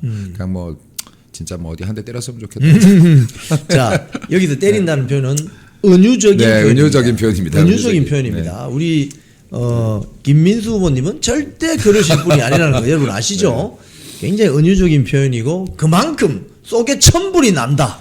이런 아유 진짜 심정이- 천불이 나네요. 천불이 납니다. 천불이 난다. 사실 이게 제가 이게 방송 처음에 대구 연설을 했더니 저를 걱정하시는 많은 분들이 전화를 오셨어요. 근데 이분들이 평상시에 진짜로 저를 좋아하는 분들인데 민수야 너무 세다. 좀만 톤 다운을 하자. 그래서 제가 비방용이 될까봐 내가 70%뿐이 안 쏟았는데 뭘 더 어떻게 약하게 하냐. 근데 지금 속에 천불이 나고 있습니다. 네, 천불이 납니다. 오늘 뭐 8.15 광복절이라고 뭐 국민임명식 한다는데 지금 장소가 뭐 지금 아직 확인된 건 아닌데 광화문에서 손님이 별로 없는지 세종문화회관으로 간다는 뭐 이런 언어물이 댓글을 쓰셨는데 그냥 민주당 당사에서 하세요. 뭐 민주당 당사에서 그 왜 민주당 축제를 지금 여기에 나라 세금 들여가지고 지금 나라의 상징적인 장소들에서 계속 하려 그럽니까? 여기에 지금 보니까 민주당 당사도 잘 만들어놨다는 것 같은데 거기서 하시면 되는데. 지금 이 오늘 국민임명식 같은 경우에 뭐 이게 뭐 총통 대관식이냐 뭐 이런 비판도 받거든요. 저거 좀 문제 있는 거 아니에요? 저거 하나가 아니라 지금 1부터 100까지 다 문제가 있어요. 네. 그러니까 이 사람들은 다 문제다 지금. 사실 이재명이 대통령 된 거부터 문제고요. 여기서부터 문제인데 어떻게 여기 첫 단추가 잘못 깨졌는데 마지막 단추 제대로 깨질 수가 있겠습니까? 줄줄이 잘못될 것이다라고 보여지는데 이 사람들의 문제점은 뭐냐면 국민들 정서를 생각하지 않는다는 것이고 지금 이게 지지율 하락으로 이어지고 있다는 것입니다. 그래서 이게 지금 본인들이 진짜 아까 선배님 건불 10년이라는 얘기를 했는데 요즘에 건불 3년이죠. 이 짧은 권력 기간 동안에 국민들의 여론을 무시하고 계속 이렇게 칼날 춤을 춘다라고 하면 예. 이게 진짜로 민심이 배를 띄우기도 하지만 뒤집기도 하는 거거든요. 뒤집어 버린다. 군주 민수라고 하지 않습니까? 그럼 이거 정말로 배를 띄우기도 뒤집기도 하는 것인데 이것을 민심을 무서워해라. 여기에 본인들을 지지하는 사람들에게만 갇혀 있지 말고 민심을 무서워해라라는 말씀도 드리고 싶습니다. 이번에 보면 이 전당대회 과정에서 특이한 점이 이제 청년들이 막 적극적으로 이렇게 목소리를 내고 있습니다. 지난번 윤석열 대통령 탄핵 국면에서도 정말 10, 20, 30 청년들이 깨어 일어났는데 특이한 점은 이 청년들이 지금 김민수 후보를 따라다니고 지지선을 하는데 이거 어떻게 된 겁니까? 전 너무 가슴이 아프고 마음이 아픈데요. 제가 당대표 후보도 아니고 청년 최고 후보도 아니거든요. 예. 근데 지금 지난 겨울에 수많은 대학들에서 시국 선언을 했던 청년들이 있습니다. 이 자유대학 청년들이 저를 공식 지지 선언했고, 그러니까 당대표 후보나 최고위원 후보가 아니라 저를 공식 지지 선언을 했습니다. 그래요, 맞아요. 근데 이게 지금 이 자유대학 청년들뿐만이 아니라 가는 곳마다 청년단체들의 지지 선언이 이어지고 있습니다. 지금 여기 충청에서도 충청 국민의힘에서 충청 청년의힘에서 지금 지지 선언이 있었고요. 근데 저희들이 최고위원 후보인데 미디어에서 안 다뤄줘서 안 나가서 그렇지. 네, 그리고 첫날 대구에서도 청년들의 지지 선언이 있었습니다. 계속해서 이게 이어지고 있는데, 저는 이렇게 생각합니다. 청년들이 12월 3일 이후에 광장에 모여서 계속해서 외쳤어요. 윤석열 대통령의 탄핵 반대를 외쳤고, 그리고 자유 대한민국, 법치의 수호, 지금 이런 것들을 계속 시장경제의 수호 이런 것들을 외쳤습니다. 이게요, 비단 탄핵 반대 운동일 뿐만 아니라 보수주의의 핵심 가치이기도 했고, 이거 자유민주주의의 가치이기도 합니다. 이렇게 수많은 외침을 하면서 절규를 했던 청년들이 많이 있는데, 이때 제가 계속 그랬지 않습니까? 이 청년들 안아줘야 된다. 우리 당이 안아줘야 된다. 근데 우리 당이 손을 내밀지 않았어요. 이 청년들이 대통령이 탄핵되고 났더니 남은 딱지가 극우라는 딱지뿐이 없는 거예요. 그렇죠. 네. 근데 이 청년들이 아무도 손을 내밀어주지 않으니 저를 지지선언을 했더라고. 전 몰랐어요. 지지선언한 것도.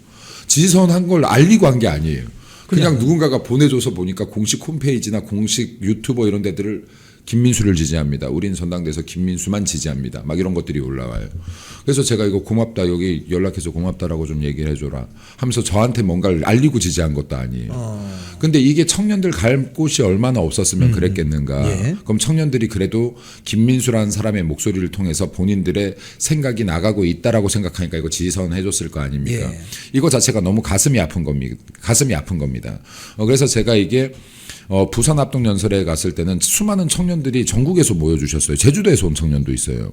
네. 그럼 이 청년들이 여기에 모여서 김민수를 외치고, 최고는 김민수 그리고 와, 이 기세가 너무 대단해요. 요 화면에 나옵니다. 네. 저 자유대학생들 같은데요. 이거는 지금, 이걸로는 표현이 안 돼요. 그러니까 예를 들어 그 현장에서 이 청년들이 북을 치고 장구를 치고 이제 쫙 쫓아오시기 시작하는데, 예를 들어 지금 우리 약간 좌판지 우판지 구분 안 간 후보들의 응원단들 대단하거든요. 대단하잖아요. 그 사람들이 못 이깁니다. 못 이기죠. 네, 못 이깁니다. 진짜로 이게 천군만마입니다. 그리고 이게 북 치는 솜씨도 너무 특별해서, 축구장 뭐 하는 사람이냐, 북을 어떻게 이렇게 치냐 그래서 드러머예요. 드러머. 박자감이 달라요. 못 이깁니다. 그래서 이 청년들이 이걸 쫓아다니면서 저한테 아무 말도 안 해요. 이 말뿐이. 최고는 김민수뿐이 아니에요. 저를 보면 최고는 김민수란 말뿐이 안 하는데 이 눈빛이 100마디를 담고 있어요. 그래서 제가 여기 부산 합동연설에 청년들에 대한 이야기를 꺼냈습니다. 청년들에 대한 이야기를 꺼냈는데, 이 청년들을 향해서 극우라고 손가락질하고 있는데, 나라를 사랑하는 게 극우면 내가 극우하겠다. 그리고 나라를 지키려는 게 극우면 내가 극우하겠다라고 제가 말을 했는데, 이때 청년들이 울은 청년들이 있더라고요. 얼마나 그러니까 속에 이게 천불이 얼마나 났으면. 속에 천불이 났고 이게 답답했던 게 풀렸으면 막 소리를 지르더라고요.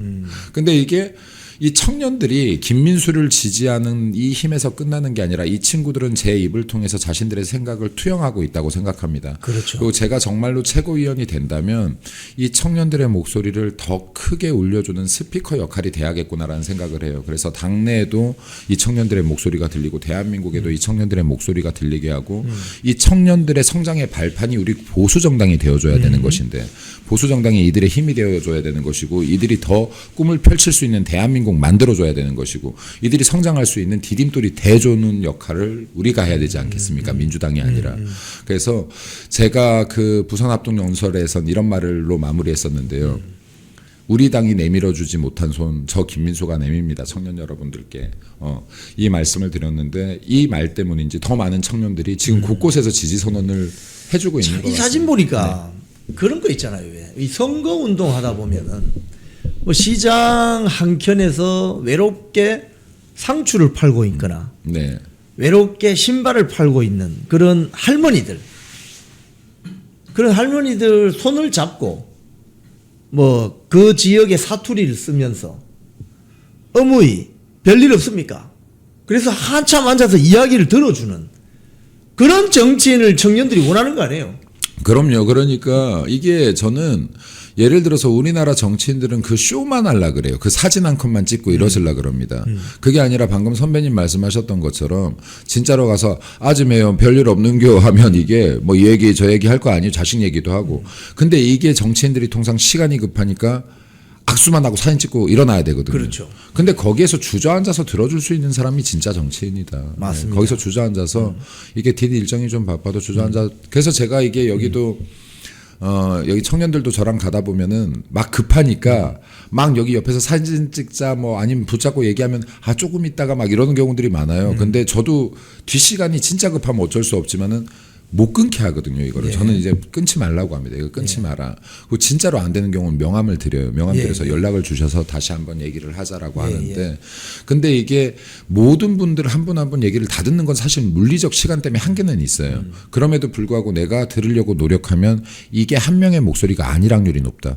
예를 들어서 내가 청년 한 명의 목소리를 들었지만 이건 청년 한 명의 목소리가 아니라 이 청년이 여러 명을 대변하는 목소리일 수 있다. 그렇기 때문에 이게 정치인들이 좀 현장에서 많이 목소리를 들어라. 만약에 우리 당의 아까 그 좌파 같은 정치인 후보들 같은 경우가 이 현장에 한 번이라도 나와서 국민들의 눈물을 보았다면, 청년들의 목소리를 들었다면 절대 전당대회장에서 우리 당원들을 향해서 손가락질하며 그곳을 나가세요라는 말은 하지 못했을 것이다. 그렇죠, 그렇죠. 네. 이건 사실은요 지금 당에서 보이콧해야 됩니다, 이 후보. 이거 지금 여기 완주하게 두면 안 되는 거예요. 보이콧을 해야 되는 거예요. 네. 자, 우리 윤석열 대통령 뭐 어제 오늘 조간신문 보도 보면 뭐 수갑차고 뭐 발찌해가지고 휠체어에 앉아서 뭐 진료를 받았다 뭐 이런 보도도 나와가지고 이 보는 사람들이 지금 깜짝 놀래가지고 이게 무슨 일이지 하는데 이게 아직 사실 여부를 떠나서 만약 그렇게 했다면 이게 문제 있는 거 아니겠습니까? 문제가 있는 정도가 아니죠. 윤석열 대통령이 어디로 도망갈 수 있는 사람입니까? 어디 밀항할 수 있는 사람이에요? 발찌를 왜 채웁니까? 지금 이거 지금 심각한 수준의 인격 모독이고 지금 모욕이고 모멸감을 주려는 거 아닙니까? 그리고 지금 이 정치 특검이라는 것 자체 정치적으로 지금 정치 보복성으로 진행하고 있는 것인데 그렇죠, 그렇죠. 이건 한도를 넘어가도 너무 넘어갔다. 그리고 지금 이게 전당대회가 얼마 남지 않았지만은 이거는 지금 저 개인적으로 이렇게 생각합니다. 이건 지금 당에서 국회의원들 다 들고 일어서야 된다. 네, 다 들고 일어서야 됩니다. 이게 지금 우리 윤석열 대통령이 탈당했다라고 해서 우리 당원이 지금 현재 아니라고 해서 이거 지금 모르는 척해서 안 되는 겁니다. 일반 국민이어도요. 이게 지금 10명이서 끌고 나가려고 했다 그러면 정당으로서 분노해야 되는 겁니다. 근데 우리 손으로 뽑았던 대통령이고 지금 이 대통령이 지금 정치적 보복으로 이렇게까지 험난한 일을 당하고 있으면 이거 국회의원들 일어서야죠. 예를 들어서요. 지금 윤상현 의원 뭐 압수수색 당했다라고 하고 지금 뭐 추경호 의원 압수수색 당했다고 조사받고 있다고 하는데 내일 아니라고 또 손 놓으시면요. 이거 본인들 차례까지 제가 항상 하는 얘기인데 본인 차례들까지 돌아갑니다. 본인들 발목에 발목 팔찌 채워질 때요. 아무도 싸워주지 않습니다. 네, 내 동료가 공격받을 때 싸워줘야 내가 당할 때 싸워줄 동료도 있다는 거 이거 기억하셔야 됩니다. 그리고 제가 지금 여기에 보면 한 명의 힘이 정말 중요하거든요. 여기 처음 한 명의 힘 정말 중요합니다. 예를 들어서 제가 금기어처럼 돼 있는 윤석열 대통령에 대해서 발언하고 나니까 후보들이 다 말을 하기 시작했고 그렇죠. 극우에 대해서 말했더니 극우에 대해서 그렇죠. 말하고 있지 않습니까? 제가 감히 또 말씀드릴게요. 내 동료를 지키는데 내 옷에 흙탕물을 묻히려고 하지 않으면요. 그건 동료가 아닌 거예요. 이 사람을 엄호하다가 내 이미지까지 망치는 거 아닐까?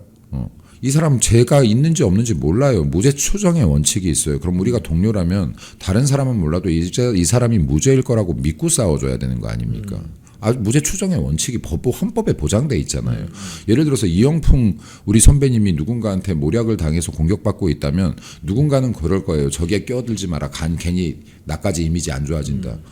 이렇게 하면 이게 동료가 아니라고요. 일단 싸워주고 봐야 되는 거예요. 이게 지금 민주당 보세요. 온갖 짓을 다 해도 돈봉투 돌려도 빼내주고 맞아요. 자기 자식 불법으로 지금 의대 입학시켜도 맞아요. 빼내주고 맞아요. 네. 오만 짓을 다 하는데 우리는 지금 제가 확정이 안 된 상태라고요. 확정이 안 된 상태인데 여기서도 못 싸워준다 그러면 예를 들어서 그랬더니 진짜로 정말로 우리가 몰랐던 죄가 있어. 잘못이 있어. 그때는 우리도 사과하면 돼요. 근데 그거 아니잖아요. 지금 억울한 일을 당하는 것 같고 뭔가가 이거 지금 정상적인 수사가 아닌 것 같으면 누군가는 싸워줘야죠. 근데 내 옷에 흙탕물 하나 튀기는 게 무서워서 싸우지 못한다 그러면 나중에 내가 그런 상황에 처했을 때도 나를 위해 싸워줄 사람이 없습니다.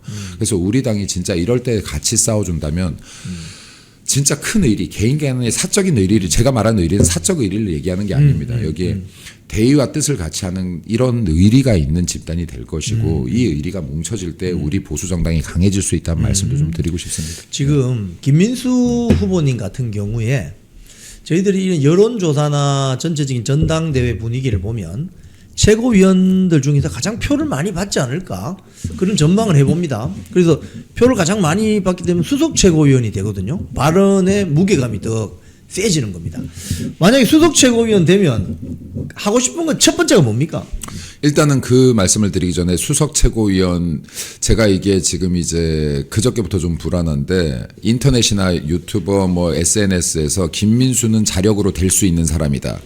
그러니 나머지 2명을 좀 밀어줘서 표를 나눠줘서 몇 명을 들여보내자. 절대 안 됩니다. 산통 깨져 그러면. 예, 이게 그냥 단순한 거예요. 김민수를 찍지 않는데 어떻게 김민수가 되겠습니까? 이게 지난번에도 민영삼 그 후보 같은 경우가 1위를 달리다 이러한 거에 휘말려서 5위로 떨어져 버렸습니다. 아, 그렇군요. 예. 그래서 이건 여러분들 당권입니다. 당의 주권이에요. 여러분들이 행사하는 이 표가 당의 주권을 행사하는 거고 여러분들은 전략에 휘둘릴 것이 아니라 마음 가는 대로 찍어주셔야 이 마음이 온전히 담깁니다. 이 마음이 온전히 담겨야 당원들의 뜻이 김민수에게 입구나가 나와야 김민수의 목에 힘이 실립니다. 그래서 꼭 많은 표 여러분들께서 도와주셔라. 여러분들이 마음이 저한테 있다면 저한테 전략 같은 거 생각 말고 김민수에게 모든 표를 주셔라는 말씀 드리고 싶고 제가 최고위원이 된다라고 하면 가장 먼저 하고 싶은 것은요. 말을 먼저 하고 싶은 게 아니라 일단은 윤석열 대통령 면회부터 가고 싶습니다. 네, 윤석열 대통령 면회부터 가고 싶고요. 그리고 두 번째로 하고 싶은 건 지금 이제 이 정치 보복 수사하고 있는 것, 특검들 중단에 대한 규탄, 그리고 이것을 중단하지 않을 거면 여기에 김정숙이나 김혜경에 대한 특검에 대해서도 요구해야 된다고 봅니다. 네. 그래서 이거는 지금 이 부분에 대해서 우리가 계속해서 얘기했지만 우리가 할 수 있는 게 많지 않아요. 네, 우리가 뭔가 법으로 할 수 있는 건 많지 않습니다. 여론을 환기시키는 것뿐이 없습니다. 근데 여론을 환기시키려고 하면 미디어가 움직여야 되는데 우리나라 미디어는 안 움직여져요. 예를 들어서 김민수가 지금 이렇게 난린데도 지금 보수 지역에서는 레거시 미디어 한 번도 안 나오지 않습니까? 그렇죠. 김민수 한 번도 거론도 안 됩니다.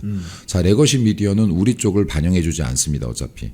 자, 그러면 우리가 레거시 미디어가 반영할 수밖에 없는 방법으로 싸워야 됩니다.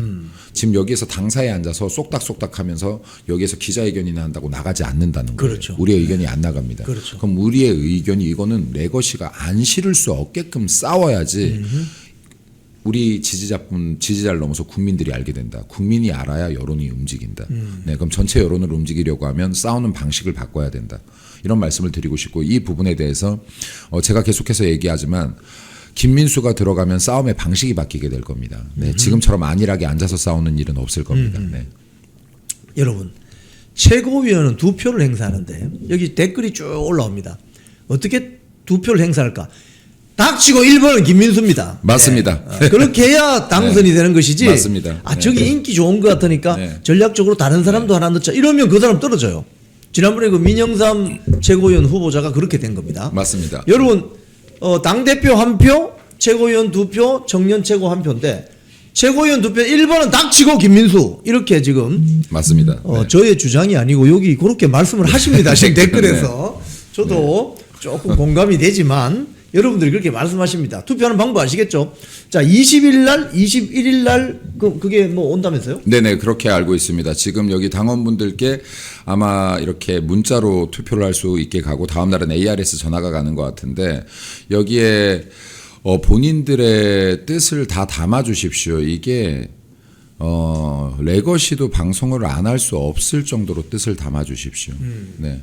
왜냐하면 이게 기현상이 나와야 레거시에 나갑니다. 네, 기현상이 나가야 레거시가 나가고 그렇게 나가면 이거 지금 국민의힘의 지지자들 보수 지지자들의 뜻이 이렇구나가 표현될 수 있다.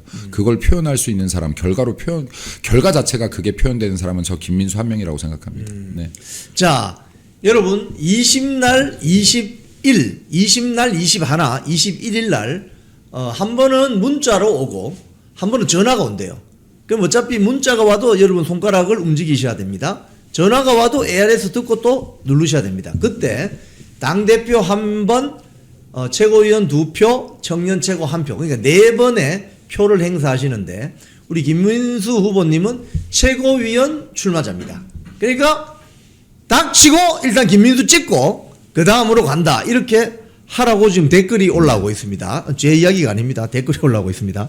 우리 김민수 후보님이 요번에 청년들 중심으로 전국적으로 굉장히 지금 지지세를 넓혀가고 있는데 오늘 출연 마지막 마무리 한번 말씀 좀 해주십시오. 청년들께 오늘도 한마디 하겠습니다. 청년이 대한민국의 미래입니다. 그리고 우리 당은 청년의 지지를 받지 못하면 죽은 정당이 될 수밖에 없는 구조입니다. 인구 구조가 그렇습니다. 확실하게 1020, 30세대 청년들의 지지를 받아내야 되는데 이 방법은 청년들의 목소리를 귀담아 듣고 이들이 더 발전할 수 있는 토양이 되어주는 것뿐이 없습니다. 그리고 우리 당의 청년 인재들 너무 없습니다. 청년 인재들 양성시키질 않았어요. 정말로 인재들이 있는데 키워내질 않았습니다. 그렇기 때문에 지금 이 위기의 상황에 싸울 수 있는 사람들이 많지 않은 겁니다. 청년들께서 더 힘내셨으면 좋겠고 김민수가 있는 국민의힘에서는 청년들에게 수많은 기회가 갈 거라고 장담합니다. 네, 청년들께서 더 힘내시고 공부하시고 실력도 향상시켜 두십시오. 네, 김민수와 함께 기회도 만들고 우리가 살아갈 대한민국 우리 손으로 바꿉시다. 네. 네, 오늘 출연해 주셔서 감사합니다. 네, 너무 감사합니다. 많이 홍보하시기 바랍니다. 네, 그러겠습니다. 감사합니다. 자, 화이팅 한번 합시다. 네, 화이팅. 네. 감사합니다. 네. 최수진 후보님, 안녕하세요. 안녕하세요. 반갑습니다. 국민의힘의 우루사. 별명이 정해졌습니다. 국민의힘의 힘을 충전시켜주는 우루사 나오셨습니다. 아, 이거 알부민 하나 드시죠. 이거 힘내시라고 저희들이. 오, 자, 이런 것도 면역력 드시고. 강화에 좋다고 합니다. 와, 감사합니다. 잘 먹겠습니다. 예, 우리 최수진 후보님이 지금 이번 전당대회 하시면서 되게 인기가 좋아졌습니다. 지금 뭐 전당대회 제가 직접 안 갑니다만은 갔을 때 이 여러 영상들을 보면은 최수진 하는 분들이 엄청 늘었어요. 그래서 이야, 저렇게 유명해지는구나 갑자기. 제가 그래서 깜짝 놀라고 있어요. 우리 아니, 안 불러, 안 해주시니까 제가 시키잖아요. 막 연설하면서 최수진 좀 부르시라고. 막 강제로 시키고 있습니다. 아니 이번에 보니까 그 여성 최고위원으로 지금 경쟁하는 분이 한 분 더 있잖아요, 그죠? 지금 이미 이 여론조사나 이런 걸 보면 최수진 후보님 쪽으로 지금 많이 가 있어요. 어떻게 현장에서 어떻게 느끼세요? 현장에서 응원을 많이 해주세요. 근데 제가 비례잖아요. 무슨 조직이 있는 것도 아니고 저는 동원 능력도 없어요. 그러니까 만나시는 분마다 다 캠프 가서 그냥 인사하는 거죠. 그러면 진짜 반갑게 맞이해 주세요. 우리 국힘 우루사 최수진 후보님 이렇게 겸손하기까지 하시네요. 지금 제가 이렇게 동영상을 다 봅니다. 유튜브를 통해서 보면은 현장에 계신 분들이 되게 좋아하시더라고요. 그 이유가 뭐라고 생각하세요, 본인은? 뭘까요? 그냥 열심히 해서 그 정도. 제가 들었어요. 진짜 착해 보인대요. 그쵸. 착해 아니, 보인다. 그리고 사실 진짜 감사하게 생각합니다. 진짜 감사하고, 아, 정말 저같이 이렇게 모르는데 이렇게 또 와서 응원해 주니까 저는 이런 게 너무 놀랍기도 하고 감사하기도 한 마음. 그건 진심이에요. 지금 맞아요. 최수진 후보님 나오시니까 김태우 후보님보다 지금 동시 접속자 수가 2,000명에서 3,000명 올라가네요, 지금. 아, 여러분 좋아하시네요, 최수진 후보님을. 그러면서 여기 어떤 한 분은 솔직히 까놓고 말해서 난 최수진을 먼저 찍을 거야. 뭐 이런. 아유, 감사합니다. 감사합니다. 예.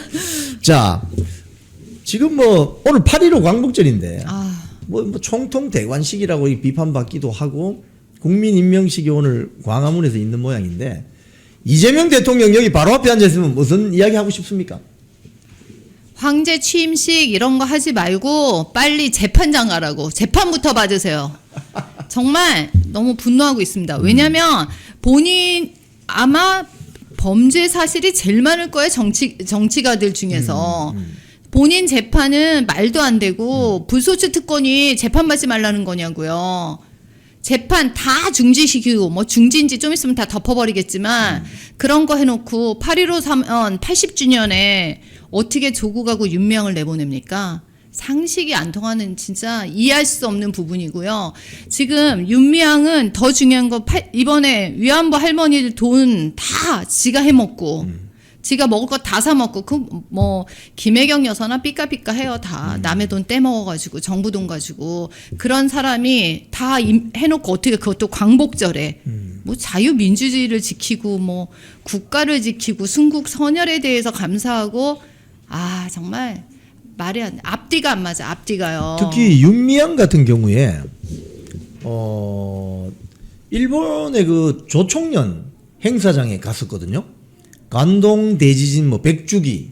근데 그 민단에서도 행사를 했는데 거기는 안 가고 대사관의 그 주일 한국 대사관 차량 지원 받아 가지고 조총련 그 이렇게 행사에 갔어요. 조총련 행사 반국가 세력입니다, 저거. 맞아요, 맞아요. 근데 거기다가 말씀하신 것처럼 할머니 후원금 이거 삥땅. 빙땅에서 다 자기 밥 먹고 산 거잖아요. 자기 맛있는 거 사 먹고 말이 됩니까 이게? 있을 수도 없는 일이에요. 더군다나 어떻게 8.15 때 사면을 시키냐고. 딴 때도 아니고. 지금 완전 방북 세력을 데려다 놓고 우리나라 광복절 행사하는 느낌이고요. 이거 거기다가 자기 취임식을 왜 2번 하냐고요. 국가세금 갖고. 돈 들게 말이죠. 돈 들고 무슨 국민 임명식 말 같지도 않은 소리. 저는 황제 취임식보다 더하고 무슨 자기가 뭐 이 나라에 뭐가 됐냐 말도 안 되고요. 빨리 재판 받고 거기에 대해서 응당한 처치 받으시고 이화영까지 또 풀어준다는 얘기 있잖아요. 나쁜 짓은 다 골라 했어요. 지금 이재명 같은 경우 그보다 더한 질 나쁜 범죄가 있을까? 저는 앞만 찾아봐도 없더라고요. 자, 여기 바로 앞에 지금 정청래 민주당 대표 있다고 치고 어떤 말씀 하시고 싶습니까?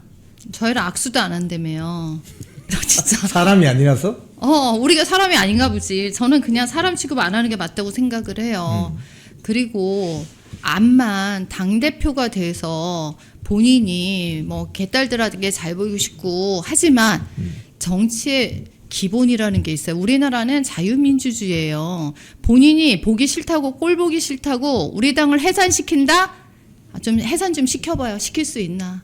진짜 법도 모르고 그게 가능한 일이냐고요. 저 내란 정당 너무 어이가 없어요. 보세요. 우리가 들어가서 투표를 하고 안 하는 거는 헌법의 문제예요. 그거는 국회의원에 해야 돼. 국회의원이 그러니까 가서 투표를 하는 거는 국회의원들의 권리란 말이에요. 그렇죠. 그리고 거기에서 찬성을 하든 반대를 하든 그거는 국회는 헌법기관의 의견이에요. 안 들어가든 그것도 국회의원에 해야 할 내가 선택해야 될 나의 헌법에서 보장된 나의 권리란 말이에요. 그거하고 내라는 형법에서 하는 거예요. 그렇죠. 전혀 다른 문제예요. 그걸 가지고 투표장에 들어왔네 안 들어왔네 뭐 내란을 동조했네 안 했네 말도 안 되는 기본적인 상식도 없는 사람이에요. 지금 뭐 윤석열 대통령에 대해서 내란죄 아직 확정된 거 아니지 않습니까? 아무것도 확정됐고 없고 뭐 사실 계엄을 하고 할 때 우리도 몰랐어요. 우리도 지금 놀래고 있었던 정도고 그리고 계엄을 그냥 했어요. 이유 없이 어느 날 갑자기 말도 안 되고 그런 것들에 대한 책임에 대한 것을 응당히 서로가 져야 된다고 저는 생각을 합니다. 이 문제점에 민주당도 대해서. 책임이 크죠. 줄 아주 탄핵했잖아. 크지. 그리고 줄 탄핵했어요. 했는데 실제로 탄핵 당한 사람이 얼마나 되냐고 아예 없어요. 한 명도 없어요. 정부를 완전 마비시킨 거 맞잖아요. 그렇죠. 그 피해가 누구한테 갔는데요. 국민들에게 고스란히. 그리고 닉슨 대통령 같은 경우만 해도 그 당시에 탄핵에 거의 가결이 될 뻔했음에도 불구하고 이렇게 읽잖아요. 결국 하야하게끔 유도를 했고 실제적으로 그 이유는 뭐냐? 국민들한테 피해가 갈까봐, 경제가 무너질까봐. 진짜 민주당은 다 필요 없어요. 그냥 자기네들이 하고 싶은 대로 하는 거예요. 국민이야 망하든지 말든지 경제가 어떻게 되든지 두고 보세요. 진짜 나쁜 일들이 많이 일어날 겁니다. 예, 아리랑님 이거 생방송입니다. 녹화 방송 아닙니다. 라이브입니다. 라이브. 아이고. 쏙소리 난다 우루사 최수진 이런 댓글도 올라왔습니다. 아, 네네. 자, 어제 그 의원총회입니까? 그 국민의힘 의원들이 그 국민의힘 당사 로비에 이렇게 모여서 규탄 했죠. 기자회견을 하던데 그 맨 앞줄에 계시더라고요. 그 이야기 좀 해주세요. 분위기 어땠습니까? 제가 그 세 번째 합동 연설회장 충청도 거기서 했을 때 갑자기 쳐들어왔잖아요. 그리고 쳐들어와서 저희 너무 당황하고 그날 저 진짜 분노했어요. 예. 제가 얘기했던 것 같아요. 어디라고 감히 쳐들어오냐고 니네가. 아니 이거는 헌정 역사상 처음 있는 일일 거예요. 정당을 이렇게 기습적으로 들어와서 전당대회 중에. 그것도 전당대회 중에 그러니까 빈집 처리한 거랑 뭐가 달라요? 뭐 말로는 합의가 됐다. 근데 요즘 와서 너무 웃긴 게 특검 검찰도 댓글 돌려요. 밖을 돌려요. 아, 그래요? 그러면서 자기네들 합의해서 들어왔다. 누구하고 합의했어요? 그 제 말이 누구하고 합의했는데 그래갖고 그거를 자기네들이 돌리는 걸 보면서 저희가 야 이거 정치 검찰이네 완전 그런 식으로 밖을 돌리고 자기 보호를 뒤로 하고 그래서 저희가 어이가 없고 실제 아니고요. 제가 그 상황을 정확히 알고 있는데 그날 우리 하는 날 쳐들어왔고 예. 우리가 안내를 했다고 그러더라고요. 보통 들어오면 3층에 안내를 한대요. 안내를 했는데 갑자기 우리 전산 자료 다 내놓으라. 500만 자료를 보겠다고 분명히 얘기를 했고요. 그래서 예. 말이 되냐? 이거는 안 된다. 이유가 뭐냐? 그랬더니 뭐 통일교죠. 통일교 신자를 근데 분명한 건요. 거기에는 종교를 쓰지 않아요.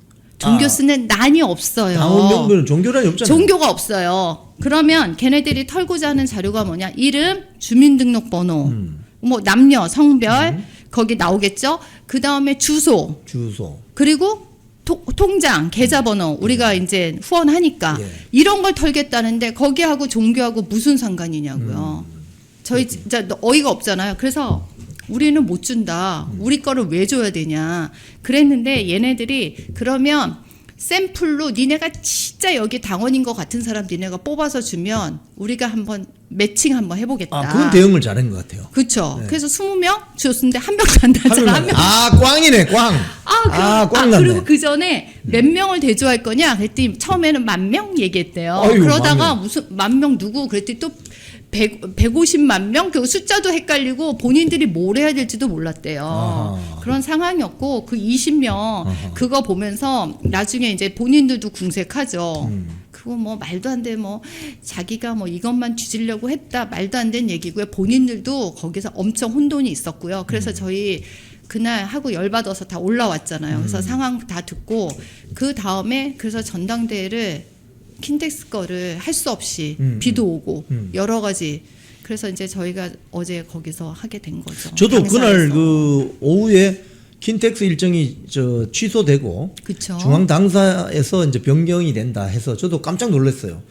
경기도에 비가 이렇게 많이 왔나? 비가 많이 온 것도 사실이고 또 이 당을 좀 지키기 위해서 의원들을 이렇게 집합시키는 일종의. 근데 잘한 것 같아요. 그건. 저도 결론은 저도 보다가 그 킨텍스에서 저희가 축제장이 되고 그리고 우리 당은 다 털리고 너무 말도 안 되잖아요. 또 거기 가가지고 찬탄반탄 또 싸우는 것도 말이 안 되고 그래서 저는 이번 선택에 대해서 그러니까 원내 지도부 당 지도부에 잘 선택한 거다. 그리고 또 그런 식으로 해야 우습게 안 보죠 우리 당을. 지금 이렇게 만만한가? 오히려 그런 생각이 들었어요. 제가 그래서 어제 그 합동 연설회에서 제가 이 얘기를 했어요. 그 SKT 해킹 사건 때 이 나라가 뒤집어질 것처럼 난리 나고 하물며 더불어민주당이 그 얘기했잖아요. 막 국민 개인정보를 어디서 털어가냐부터 난리 나잖아요. 근데 실제 털린 거는 전화번호밖에 없는 거 아시죠? 그렇죠. 실제로 그래서 그게 개인정보하고 연계가 안 돼서 다행히 막았어요. 그러면서 기업 불러다가 최민희 얼마나 달달달달 볶았는 줄 아십니까? 끝까지 괴롭히고 그래놓고 인제 와서 500만에 우리의 그럼 국민 아니냐고요. 제가 하도 어이가 없어서 당원익을 10%잖아, 넘어서 10%. 전체 국민의 10%. 10% 거를 털어간다. 이렇게 특검이 지금 특검 공화국 됐어요. 검찰 해체시킨다고 해놓고 자기 그 죄에 대해서 한 구형한 검찰들부터 시작해서 검찰 개혁하고 싶겠죠. 검찰 해체시키겠다는 거 아니에요? 그래놓고 아주 특수부대 만들어서 특공대 돌리듯이 지금 특검 공화국 만들고 있어요. 진짜 우리 의원들 다 압수수색하고 압수수색 참고인도 압수수색하나 봐요. 진짜 어이가 없어갖고 그리고 내용도 보면 제3자 또는 관련자예요. 그래서 우리가 웃으면서 국회 다 털어 그냥 그런 식으로 말하면 지금 그 말씀하신 거 아주 예리한 포인트인데 이 압수수색을 하게 되면은 어떤 장소, 어떤 물건 이렇게 특정하게 돼 있습니다. 그런데 맞아요. 그냥 두루뭉술하게 제3자와 관련되는 거 뭐 별건 수사 가능 이런 식으로 해놓으면 다 털겠다는 소리죠. 그러니까 지금은 상상할 수 없을 정도로 그리고 저희가 제가 참 어제 거기 갔죠. 중앙지법 앞에 가서 1인 시하고 왔는데 판사들이 더 문제인 거예요. 그걸 압수수색 영장을 내주는 거예요. 그렇죠. 내면 안 되지. 발부해줘. 범위가 없어요. 그리고 보통은 키워드 검색을 하거든요. 요거에 관련된 걸 가져가고 어디까지 가져가고 누구에 관한 거를 특정해야 되는데 제가 그 영장을 보면 맨날 우리가 어이가 없어가지고 국회의원들도 지금 판사 많고 검사 많잖아요. 이런 영장을 봐본 적이 없대요. 지금 여러분 이 최수진 후보님 말씀하시는 게 지금 현실입니다. 이런 두루뭉술한 압수수색 영장을 발부해주는 저기 어제 그 법원 앞에서 1인 시위 하시는 그거 한번 사진 한번 띄워주시죠. 우리 최수진 후보님 어제 저건 어떤 상황입니까? 지금 저희가 어제 전당대회 때문에 가서 데모를 했어야 되는데 예. 못했어요. 예. 그래서 저 합동연설회를 끝나고 그 영장을 중앙지검에서 내줬거든요. 예. 그래가지고 가가지고 열받아갖고 1인 시하고 왔어요. 해질 때까지. 이건 아니다 싶더라고요. 어제. 그리고 갖고 장동혁 후보도 예. 나왔고 박홍근 후보도 같이 조인을 했어요. 아하. 그리고 우리 저 최수진 후보님이 국회 과방위 소속이잖아요. 그렇죠. 그 과방위 저 소속으로 활동하실 때 또 사진들이 투쟁 사진들이 있던데 그거 한번 올려주시면은 저 설명을 좀 이어가도록 하겠습니다. 지금 저 사진을 보면은 그 과방위 회의장 같은데 한번 맞습니다. 사진 한번 띄워주시죠. 네. 최민희 독재원 저건 또 어떤 내용입니까? 최민희가 실제적으로 운영을 함에 있어서 엄청 자기 하고 싶은 말 다 하고 마음에 안 들면 그거에 대해서 팩트 체크라는 이유로 저희 입틀막하고 저는 여러 번 마이크도 끄고 마이크가 끄면 상임위장은 실제로 안 들려요. 예, 그렇죠. 떠드는 게. 근데 그날 저 보시면 최민희 독재 아웃 저거를 이렇게 컴퓨터 앞에 우리가 붙여놓은 거예요. 청문회 그렇군요. 날이었는데. 근데 이제 저게 보기가 싫잖아요. 예. 우리가 안 뗐어요. 네. 그러면 사과해라. 아니면 운영 제대로 해라. 예. 그러면서 싸우고 있는데 갑자기 제가 얘기하는데 저 목을 여기를 자른 거야. 저 글씨가 안 보이게 카메라를 조정시켜가지고 아하. 말이 됩니까? 그래갖고 제가 이렇게 나온 거예요. 예. 그래가지고 천장이 위에가 있고 저는 이렇게 나오고 이게 말해요. 제가 중심이 되고 저렇게 딱 사진이 나와야 되는데 어허. 그래서 저 열받아갖고 또 소통관 가서 제가 또 한마디 했잖아요. 예.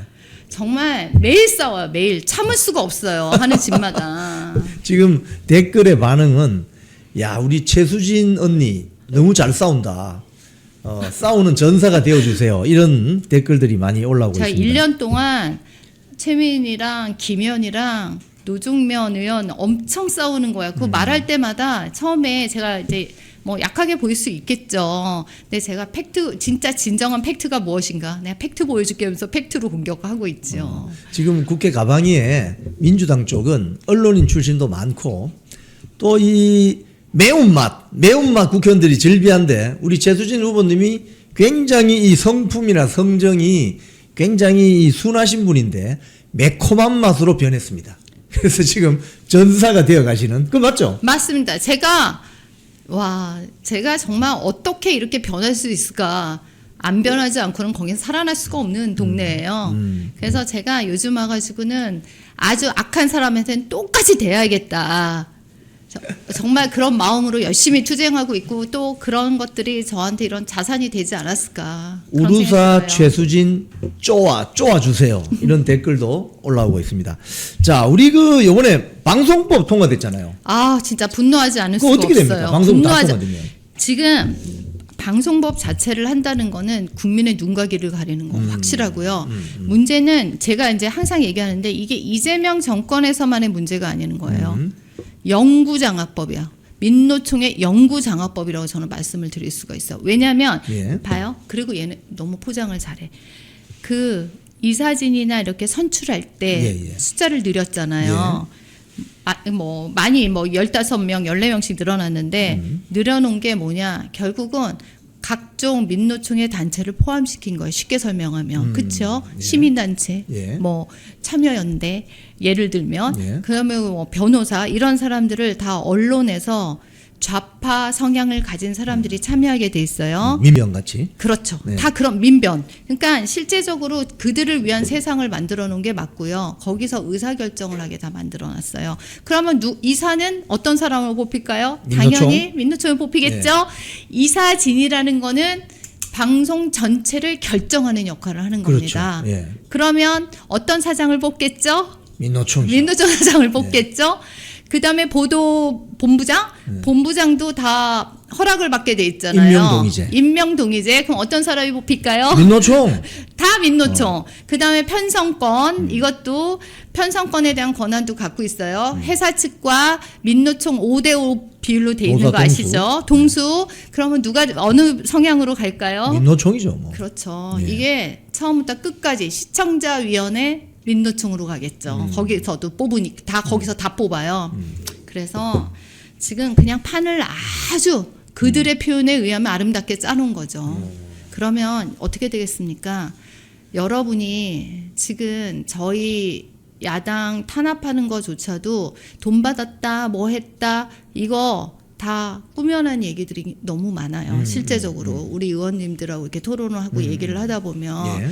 그리고 그런 가짜 프레임에 갇힐 수밖에 없어요. 네. 근데 그거를 사실은 판단할 수가 없어요.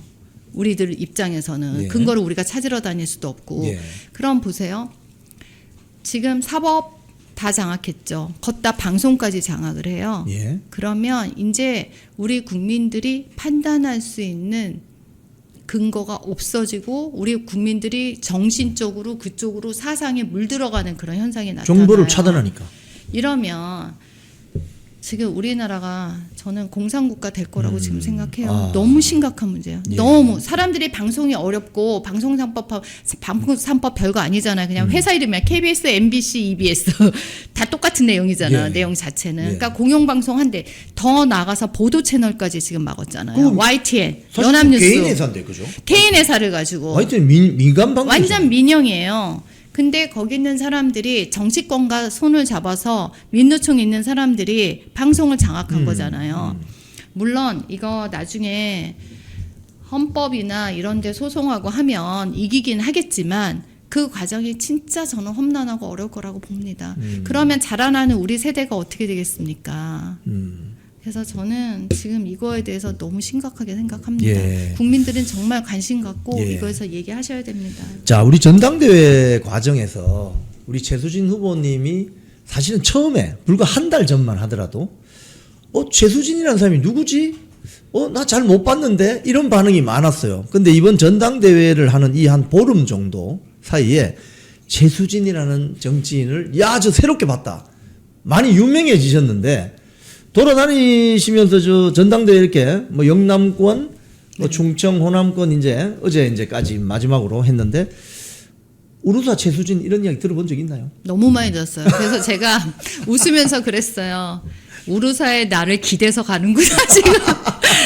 내가 아니고 우리 우루사 때문에. 근데 참 신기한 것 같아요. 제가 우루사를 개발하고 했던 게 그렇게 큰 나한테는 그냥 일상이었던 거죠. 예. 사실 제가 우루사만 개발한 게 아니잖아요. 코큐텐 정말 세계에서 두 번째로 개발하고 코큐텐이라는 이름조차 모를 때 우리나라의 그 브랜드와 그 성분과 그런 거를 사실은 제가 TV 선전도 나왔었거든요. 그래요? 광고? 광고도 했었거든요. 광고 CM?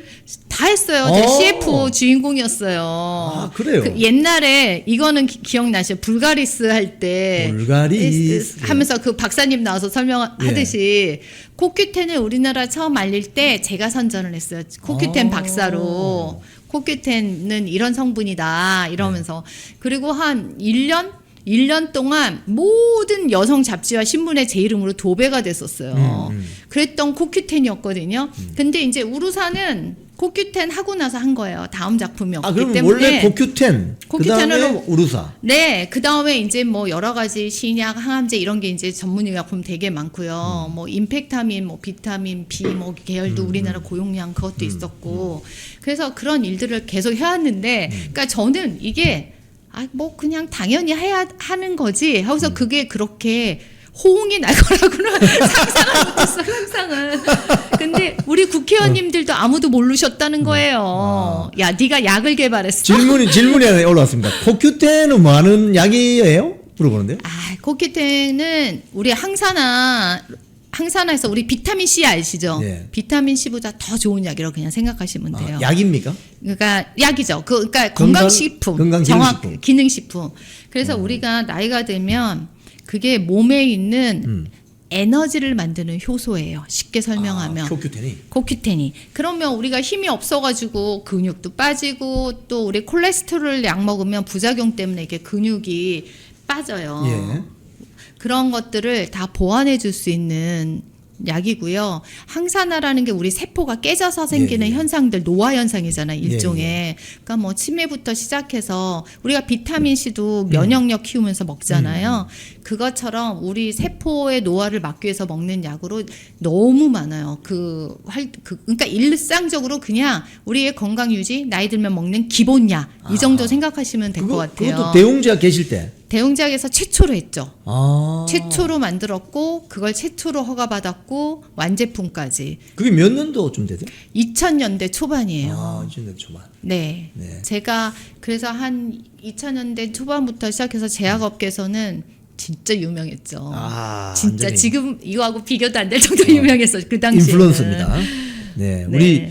참 최수진 후보님하고 이 말씀을 나누면 굉장히 즐겁습니다. 왜냐하면 이 직접 이렇게 화면에서 보는 거하고 직접 만나서 이렇게 말씀을 나누면 그 느껴지거든요. 어떤 감성 같은 게 느껴지는데 어떻게 보면 우루사 같은 그런 역할을 국민의힘에서 지금 요구받고 있는데 이번에 이런 정견 발표하실 때 주로 어떤 내용을 가지고 많이 이렇게 어필하셨어요? 제가 한 4번 했잖아요. 예. 4번 다 다른 내용으로 시작을 했어요. 처음 왜냐면 너무 나에 대해서 드릴 말씀이 너무 많아요. 아마 5번째 했으면 또 저 얘기가 다른 스토리가 많거든요. 그런 얘기들을 해드리려고 했고요. 진짜 첫 번째는 저에 대해서 잘 모르시니까 저의 소개로 이제 인트로를 시작을 해서 예. 제가 지금까지 뭐 했고 과방에서 싸워왔고 이런 얘기를 이제 잔잔하게 했고 두 번째 가서는 저의 우루사 같이 회사를 다니면서 내가 역경을 겪었듯이 그런 걸 바탕으로 해서 나는 이재명하고 열심히 싸울 거야 이런 이제 스토리로 갔고 세 번째는 우리 당 털었다는 얘기 듣고 빡 돌아가지고 네. 그때부터는 이제 진짜 완전 전사가 돼가지고 막 화가 나가지고 어디서 감히 당사를 털러와 범죄자들이 이게 나라냐 막 그래서 제가 그날 막 좀 약간 흥분해서 했고 마지막 날 어제는 앞으로 내가 된다면 뭘 하고 싶은지 나는 어떤 진정성을 갖고 일할 것인지 이런 얘기를 좀 위주로 했던 것 같아요. 그래서 그런 얘기들을 제가 잔잔히 다 드렸던 얘기들은 뭐냐면 정말 진정성 있는 사람이 저는 정치를 해야 된다고 생각을 해요. 그리고 의리를 갖고 신의를 갖고 일해야지 오래 간다고 생각을 합니다. 후보들 중에서 특검에 찬성하는 사람도 있죠. 있죠. 반절이 있죠. 어떻게 보세요? 저는 결론부터 말씀드리면 자기 정치한다고 생각합니다. 아하. 이들은 정말 당을 위하지 않습니다. 저보다 다 선배님이 한데 제가 그 얘기했잖아요. 내부 총질 고만하라고. 그 힘 있고 그 에너지 있으면 이재명한테 하라고. 정말 저는 아예 여기서 이번에 당연히 심판은 하겠지만 은퇴하셔야 된다고 생각합니다. 그냥 본인 사업하시고 본인 일 하시는 게 적성에 딱 맞습니다. 왜냐하면 보세요. 지금 대통령이나 우리 당이 탄핵을 당하고 나서 실제적으로 엄청나게 힘들잖아요. 당 털고 진짜 우리 국회의원들 다 죽어나가고 일을 못하게 핸드폰 다 뺏어가지고 뭐 전당대회 할 때마다 지방 내려갈 때 빈집털이나 당하고 이럴 줄 몰랐냐고요. 우리가 왜 대통령을 지키려고 했습니까? 윤석열 단 한 명을 지키자는 얘기가 아닙니다. 그렇죠. 우리 당을 지키고 보수를 지키고 자유민주주의를 지키자고 지금 우리는 한 거잖아요. 맞습니다. 네. 착각하지 말라고요. 진짜. 저 그 얘기 그래서 저 특검을 받아본 적이 있어요. 예. 제가 언제냐면 박근혜 대통령 때 예. 제가 산업부에서 그때 MD를 했구나. 그때 제가 차관급으로 우리나라 R&D 전체 전략을 짜는 그런 역할을 한번 하고 있었는데 3년 전에 누구지? 그때 최순실의 뭐 김영재인가 그 의사가 있었어요. 네. 거기에다 뭐 연구비를 조금 지원을 해준 것 같아요. 산업부에서. 예. 근데 저하고는 진짜 아무 상관이 없는 일이에요. 근데 그것도 노조에서 그 산하기관 노조에서 저 착하니까 그거 바이오 분야에 내가 최고니까 그 녹는 뭐 실 같은 지원을 한 것 예. 같아요. 근데 그거를 제가 시켜서 했다는 거예요. 지원을. 예. 말이 됩니까? 내가 그쪽 부자도 아니고 하물며 그쪽에서 줬던 정부 과제에 전혀 저는 권한이 없던 사람이에요. 그래서 저보고 했다 해서 저를 아예 제가 한 것처럼 프레임을 짜서 그거를 특검에 넘겼죠. 어허. 민주당하고 짜가지고. 예. 저 특검 조사 이틀 꼬박 받았어요, 진짜. 그러면서 제가 한 얘기가 있어요. 절대로 여기에 말리면 안 된다. 그래서 제가 잘 버텨냈고요. 사실은 포렌식 다 당했죠. 핸드폰 털고 뭐 다 털고 뭐 증거가 안 나오죠. 한 개도. 근데 그런 세월을 제가 거의 1년을 보냈습니다. 어허. 그리고 그렇게 되니까 주위에서 진짜 믿었던 친구들까지도 제가 한 짓이 맞다는 거예요. 그리고 많은 사람이 저랑 만나기를 싫어하고 돌아서고 제가 그런 일을 1년을 당했습니다. 보세요. 저는 진짜 민간인이에요. 제가 정치의 정자도 모르는 사람이에요. 뭐 뉴스를 보기로 해서 나는 그것도 무슨 얘기인지도 몰랐어요. 그랬던 저한테까지 이런 시련이 온단 말이에요. 지금 이 탄핵을 하고 대통령이 이렇게 되면 저는 우리 국민들이 저같이 피해보는 사람은 분명히 나타날 거예요. 공무원은 당연하고 국회의원 당연하고 이런 민간인들까지 자기하고 뜻을 같이 안 하는 사람은 당연한 거고 저처럼 아무 생각 없이 사는 사람한테도 엄청나게 피해가 올 겁니다. 저는 그런데 그런 거 생각 안 하고 듣기 좋으라고 그렇게 찬성하고 대통령 하나 남으라고 이래서 끝날 일은 절대 아니다. 자기 정치하는 거다. 그리고 여기에 현혹되는 사람들도 물론 있어요. 물론 대부분 아니겠지만 저는 그래서 그런 것들에서 더 분노했어요, 이번에. 그래서 제가 최고위원 꼭 돼야겠습니다. 아, 좋습니다. 꼭 제가 이거 확실히 정리하겠습니다. 시청자 여러분, 이런 분을 최고위원 만들어야 되지 않겠습니까? 특히 여성 최고위원은 그냥 따놓은 당상으로 여러분이 몰아주셔야 됩니다. 자, 오늘 출연 마지막 한 말씀 시청자분들께 해주십시오. 제가 사실은 너무 작고 사실은 부족한 것도 너무 잘합니다. 저는 이번 전당대회를 통해서 오히려 제가 왜 해야 되는지에 대한 소신이 섰습니다. 그리고 항상 제가 살아왔던 인생처럼 위기는 기회였던 것 같습니다. 지금은 죽을 것 같고 지하로 내려가면 더 내려가야 될 것 같고 어디가 끝인지 모르는 그런 상황이었지만 누가 그런 얘기 하더라고요. 바닥은 내가 치고 올라오는 순간 끝이라고. 그게 바닥이었다고. 그래서 저는 지금 치고 올라갈 겁니다. 그래서 우리 국민의힘은 더 이상 떨어질 수 없습니다. 저 열심히 싸우고 열심히 우리 당원분들 정말 자랑스러운 당이 될 수 있도록 하고요.